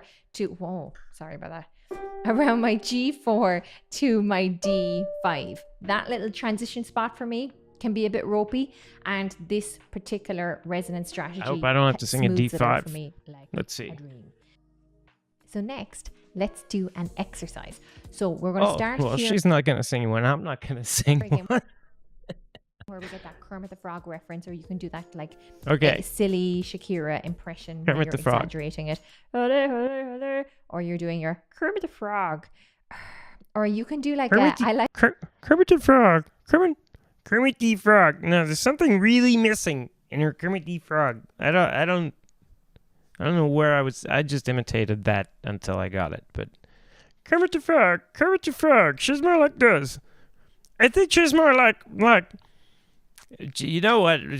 She's a lot more like Marilyn Horn that we're gonna see in a bit. So an sound with it, and imagine that I'm imitating a can of Coke opening, going, and I can feel that tongue position. Once you have that, Okay. you're going to try this for me.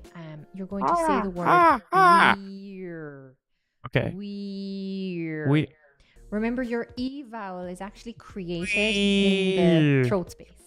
Not in the Rear. mouth space, in the throat space. Now, of course, there's some resonance happening All in right, the mouth all right. space, but for your What? E vowel to sound I heard that.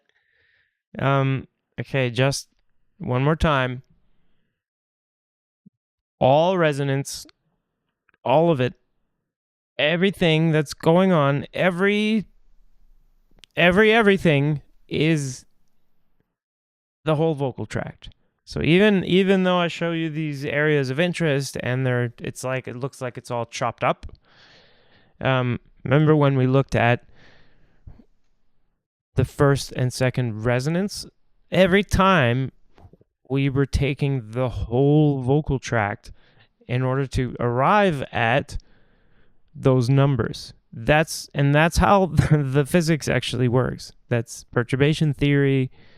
And that's how you would so if we open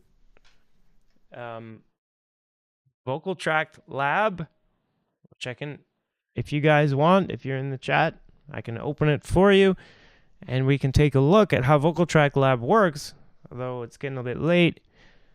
But when it's calculating what are the formants going to be when it's going to synthesize or simulate the vocal tract, it's using perturbation theory, not these ideas about resonance being in the mouth, like one kind of resonance being in the mouth and another in the throat. That's like complete bullshit. It's just, what are you on? It obviously doesn't work that way. And that's why people say these, it's like ridiculous things. Like, you start believing it, now your brain has to adjust the rest of reality to your absurd belief about the vocal tract. Next thing you know, you believe in the flat earth or whatever. E vowel is actually created in the throat space, not in the mouth space, in the throat space. Now, of course, there's some resonance happening in the mouth space, but for your E vowel to sound like an E vowel, all you need is the shape in your throat. You don't need to do anything with your lips. So think about that. The E then is moving to the R. We're, and you're hanging out on that ear. Now, on any pitch, kind of practice it like you're being an alien. I don't know what like, she means. Sorry. Okay, if you want to make an E sound, so we're gonna need to have the second formant really high, the first formant low, so that they're far apart from each other. That's how that works. That's how the sound E works. Okay. If we go back to those areas of interest that I was showing you earlier, look at what we can do with them. We can raise by making room in area of interest number 4. We can raise by crowding or constricting or narrowing area of interest number 5. That's how you're going to do that. You could also raise by shortening the whole vocal tract. She appears to be doing a combination of those things, right? But there's no making the vowel in your throat or making the vowel in your mouth.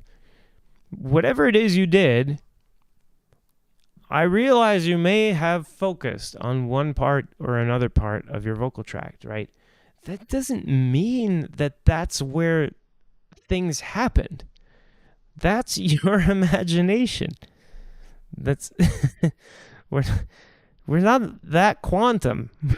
that just because you imagined, you placed some resonance somewhere and it appears as if that resonance changes when you change that space, it doesn't mean that that's how that works. It doesn't work like she says. It does work using these areas of interest, or not really these areas of interest, but it works using perturbation theory.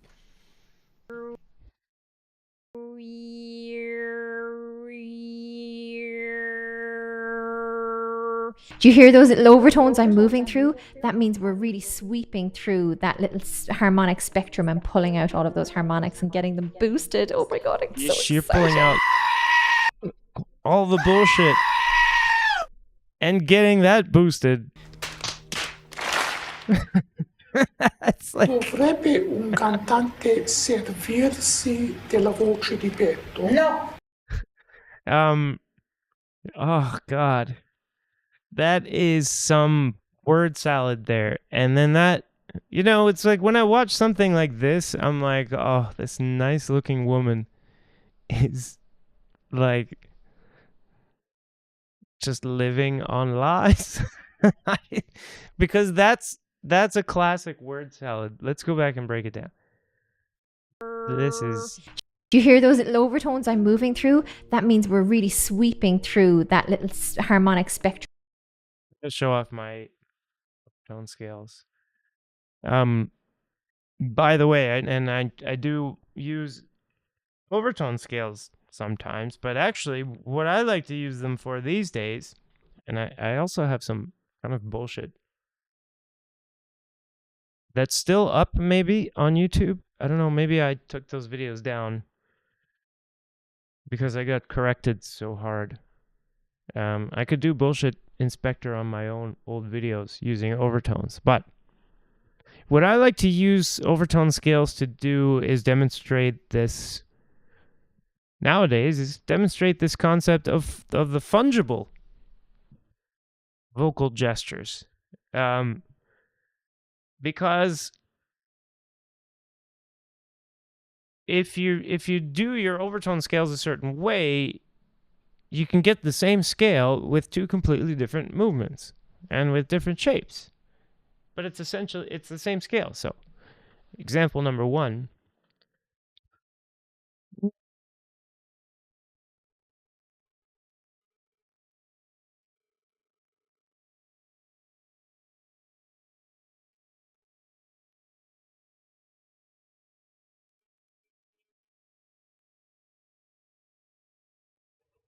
Hope you can hear that. No sound. Oh, geez. Tiber, still no sound. Can you hear me? Well, how can there be no sound? I have sound on my end. Mm-hmm.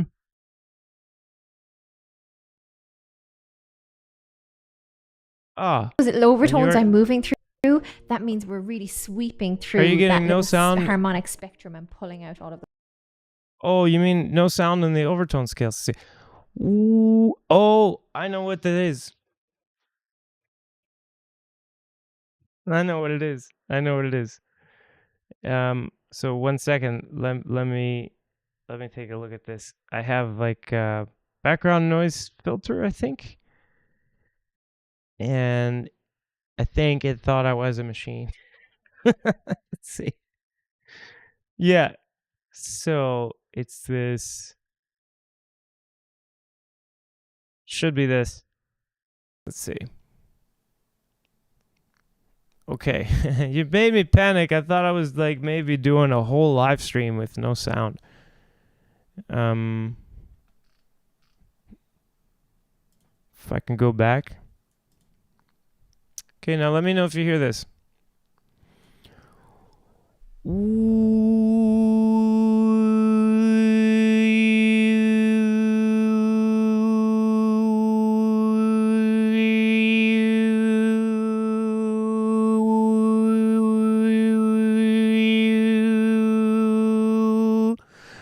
Is there sound now?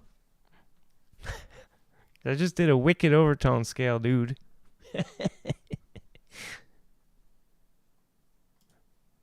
And I'll okay, yeah, so it was the okay, yeah, it was this noise removal. Probably thought I was a vacuum cleaner or something.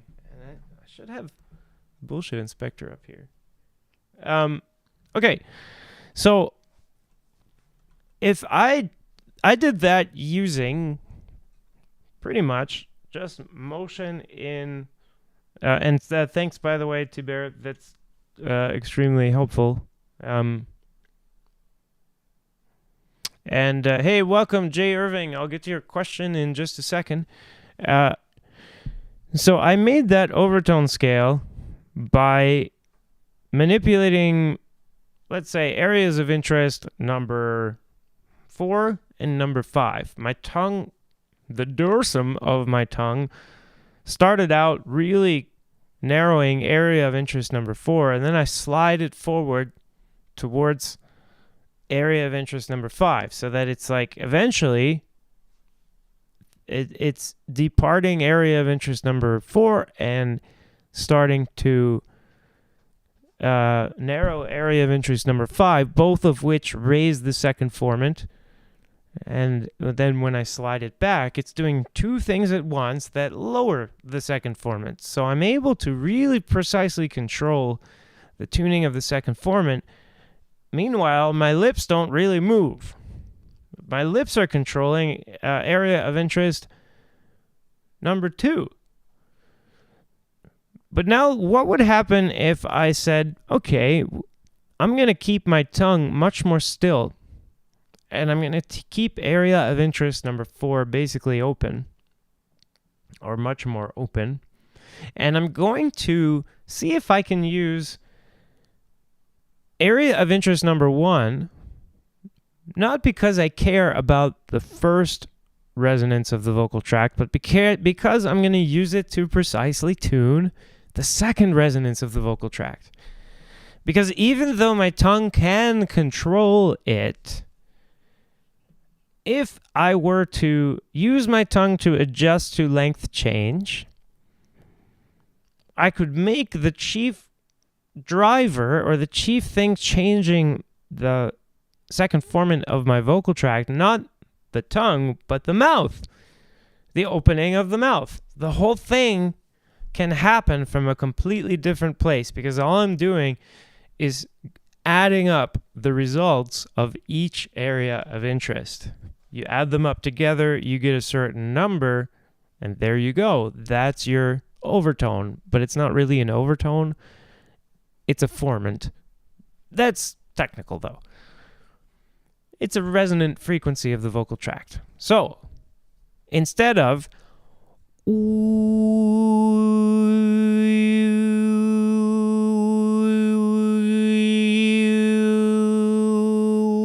I can go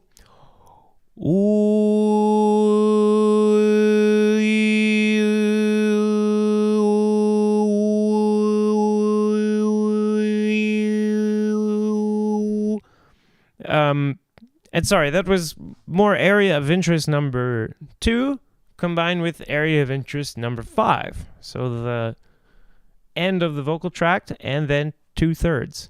And then I could try more with the mouth.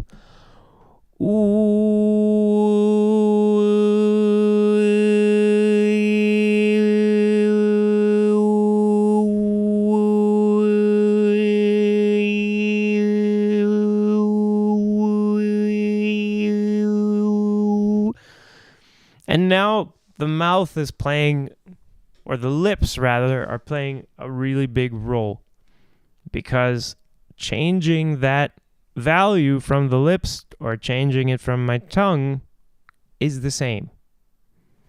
But you'll notice maybe that the movement of my mouth had effects like changing the ring of the voice that you didn't hear from moving the tongue. And you may, if you were really, really, listening closely, you can notice that some of the resonances I'm trying to mute were also moving up and down along with the second formant in ways that they weren't when I was mostly using my tongue to do it.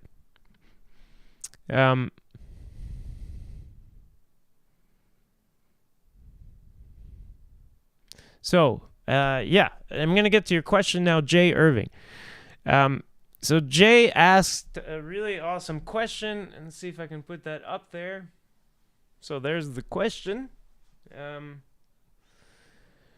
It says one thing that confuses me is that a darker, bigger, more open sound seems to work better with the tongue retraction, as the twang generated by narrowing in the pharynx seems to constrict the space. And that's absolutely correct. The only thing is that it shouldn't be confusing, because unless you've been told that that the pharynx needs to be open because it's crucial for this or that, or because it's a separate resonating space that always needs to be open, and you never have any reason to think that.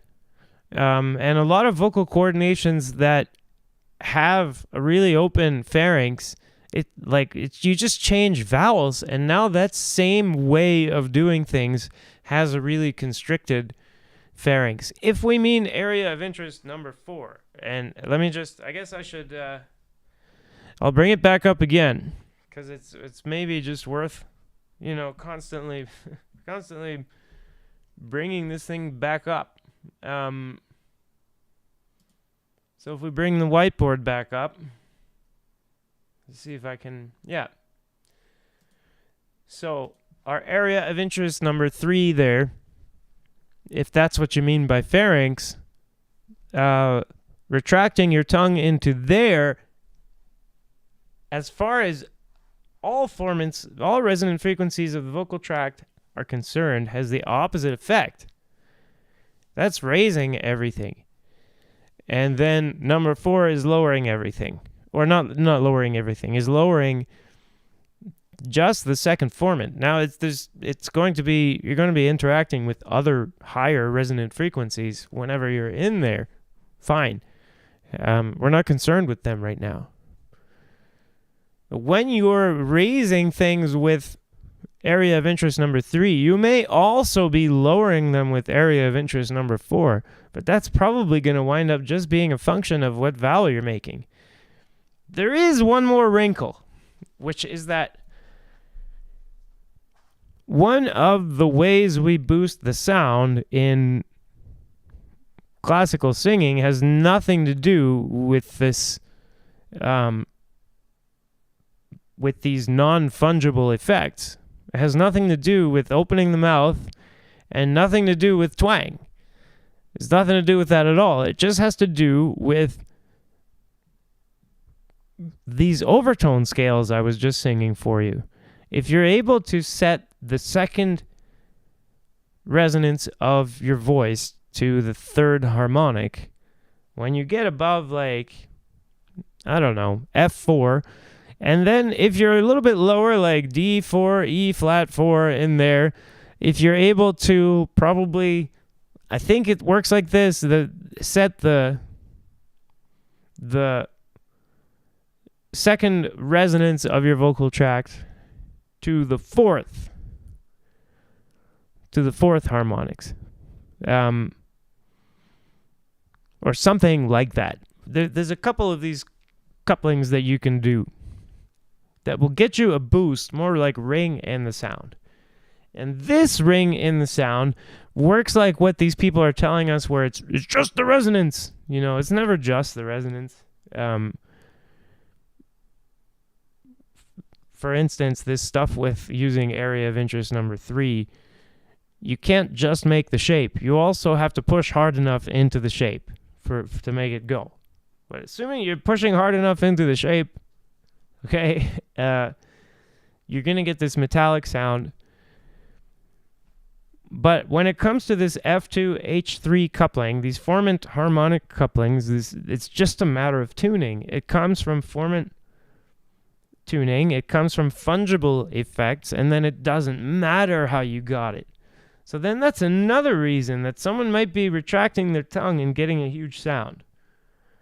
They may be retracting their tongue in a way that maybe actually is otherwise making the sound more quiet. But because they're winding up with the particular tuning that they get in their timbre, then it's actually boosting the sound. So, harmonics and getting them boosted. Oh my god, it's so exciting. Can I show you what it looks like on Voce Vista?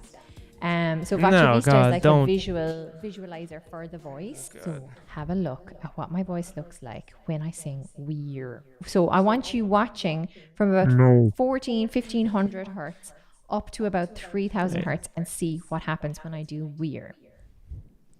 Weir. No, let's see this on the.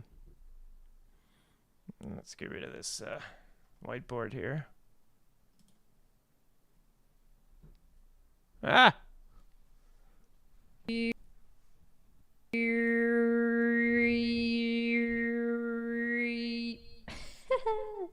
How cool! So we have this pure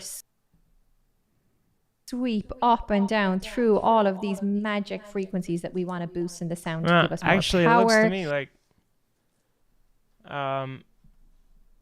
looks to me like she still has the boost in between them. She's just got her settings so that you're not seeing that it's still there. It's getting stronger as she's progressing through her scale.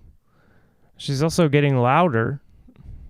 And it just I don't know, like if you're watching, like do you buy this as an experiment that shows that is a really powerful sound? Because it doesn't. Okay. And, you know, we're going to be able to catch Sure. a ride on one of these frequencies by sweeping through them.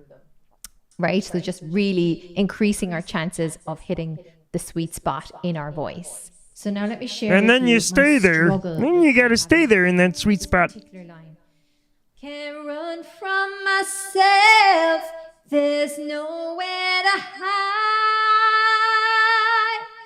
Don't make me close one more door. Okay. You can hear the it's a bit too heavy at the bottom. It gets a bit too thin at the top, right? So now I'm going to practice. Weir, weir, weir, weir, weir, weir, weir, weir, weir, weir. Uh-huh. Weir, weir, weir, weir, weir, weir, weir. I'm really getting somewhere now at the top. Weir, weir, weir, weir, weir, weir, weir. I like that a lot. Weir, weir, weir, weir, weir, weir, weir. So she's doing one thing, she's doing another thing, and then she's saying, "Okay, that was great," but I don't understand because she's not then using that sound again in the. I think the idea is like you do it and then it confers you something on you. Now you have, since you had a knurdle, you're nice and full. There's nowhere to hide. Well, don't make me close one more door. Isn't it so much better? No. Like And I don't really hear that much knurdle. We can go back, but the Shakira thing is not in this sound, really.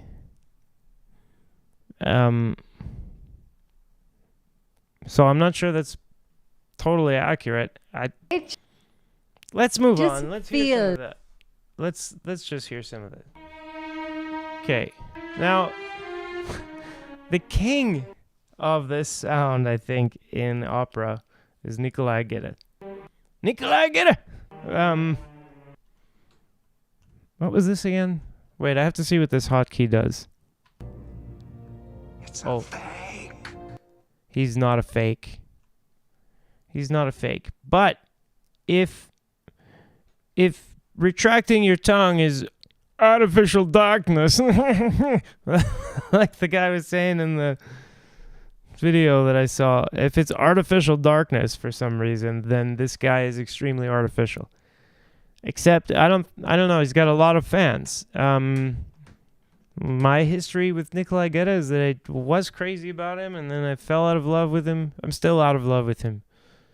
But this is a very good example of this knurdle thing. So let's hear a bit. And I'm going to make this small because I want to be able to fight the copyright. We can even have like maybe some do very slight.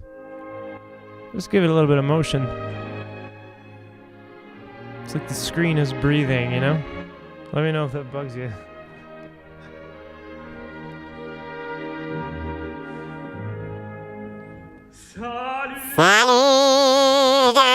I'm just Kidding. Just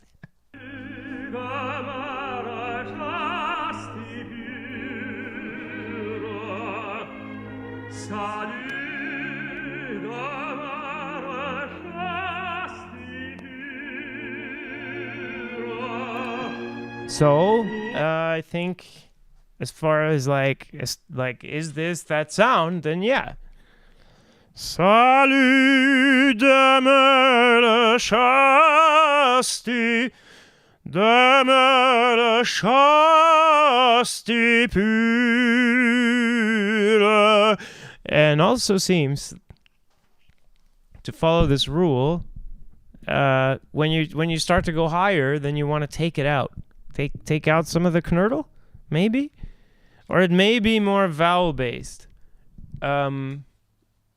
I would guess if we're like, what is his larynx doing? He's probably, and his hyoid bone, I'm guessing it's not stabilized, that it's going to be more just moving around and like floating. I used to give names to 3 kind of collections of coordinations. One called S track, the styloid track. The other one called L track, more labial track, I guess. And one called G track. And I relate those now. I relate now more to edge and overdrive from Complete Vocal Technique, and I just tend to talk about some postural considerations that you might use for fuller density singing, and talk about maybe there's like a fork in the road when it comes to articulation, and you can go one way or the other. I might talk that way. But I used to have this thing called G track. And let me stop sorry, I forgot I still had that going. So I used to have this thing called G track, and G track was a way to say these kind of vocal coordinations in classical singing with the larynx more free, less stabilized.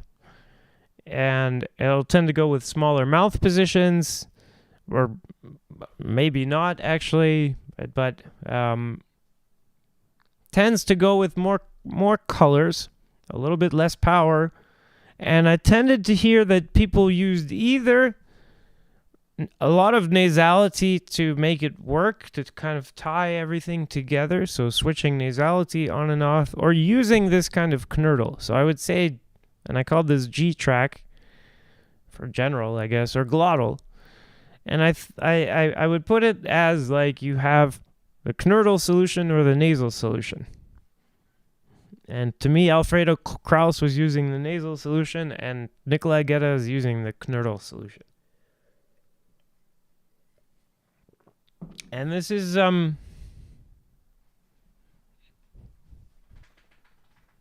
don't know. It's very knurtly, and we could say he's almost like he's going almost full Kermit.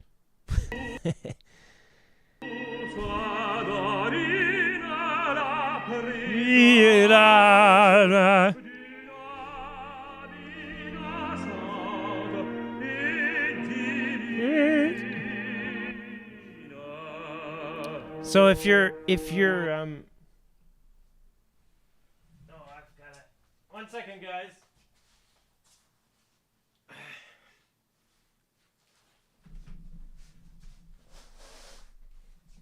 But we might have to do a part 2 on this one, because I think it's like just getting interesting, and it's nice to, maybe we'll just pick it up tomorrow. I'll just do a part 2, because this thing, yeah, This thing, I think, has too many things inside of it. So I have to, confess, like, I've been cheating on the cat. And, yeah, this thing eats even more expensive food than the cat and more of it, but so just saying, guys. And also, I don't know if you noticed, but like, see his ears, how good they look. I've been learning how to groom these things. Anyway, so but it needs to eat, and I need to eat, and Lidl is gonna close soon. So guys, I think I'm gonna wrap this up. Does anyone have any pressing Knurdle questions, and then I'm just gonna pick this up tomorrow. I promise we'll go straight into Nikolai Gedda, because I think we got a good background on what Knurdle is. Yeah, so I know what I'll do. I'm gonna make this like a preview for the. We did the lecture part of Knedlik, Knurdle, the vocal coordination, and tomorrow will be examples. And so we will have, 1 second, guys, here we go. We will have Nikolai Gedda singing from Faust. We will have Marilyn Horn doing some horny things.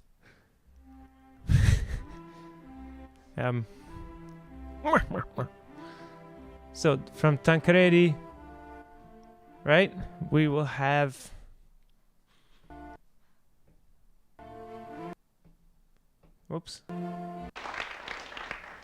we will have Peter Pears. Woman as deceiver.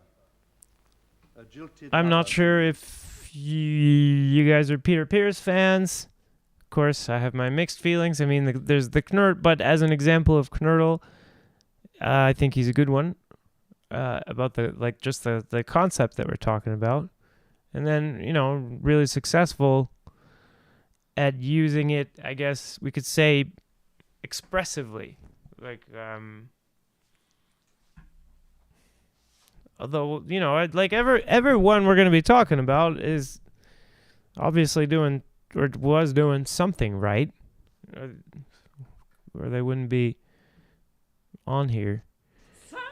And then Renee Fleming. So, and then we've got some totally non-Knurdle, non-classical music to look at, and if we get to it, some really twangy choral music and neutral. I didn't have too much to say about it in the end, but anyway, so that's our preview. I'm back. Yeah, that's the preview for our examples. So you guys have a good night, Jay and Tuber, and join us tomorrow evening. Let's say tomorrow evening will be same time, 7 p.m., and we will look at some examples of Knurdle. If you have some examples that you're thinking of, you could even sing some Knurdle for us. But if you have some, let's see. Yeah. If you have some examples of some proposed examples of Knurdle or anything else that you want to see covered on the show, or especially if you have any topics I haven't been talking about. I saw today someone warning about fake agencies that take your money and you think that you're going for an audition for something having to do with opera engagements, and it's all just fake and bullshit. So, like, do you have an experience with one of those? I would really love to hear about it. So I got my email there. You can send me like anything that's on your mind having to do with singing, opera, the business, school, whatever. And you have until tomorrow evening.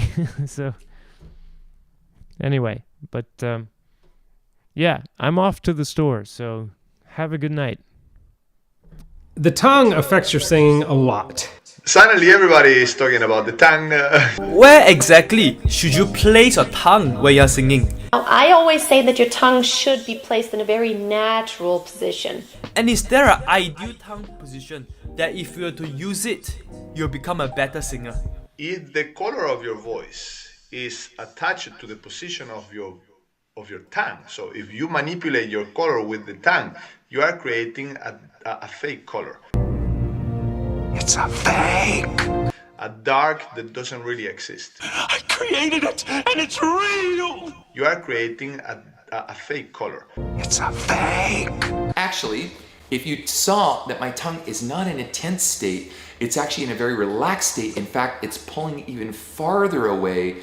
Larynx and pharynx open. Gola aperta. Words of Giacomo Lauri Volpi. Open throat technique. Arturo Melocchi used to say, tenga la lingua avanti. Keep your tongue forwards. Okay? You can hear it here. Tenga la lingua avanti. Tenga la lingua avanti. And also because we are singing with a high position tongue, the sound that comes out of your air pipe gets reflected on your hard palate on the top and goes directly out. It should be natural. I always say that your tongue should be placed in a very natural position. The important thing is to keep your larynx and pharynx open. If your tongue is in a low position, the tongue itself will partly be in your throat, in the back of your throat. I use my tongue so that I can maintain good open throat technique. Tongue rocks straight back. Here's where the tongue does not go up, but the tongue retracts back.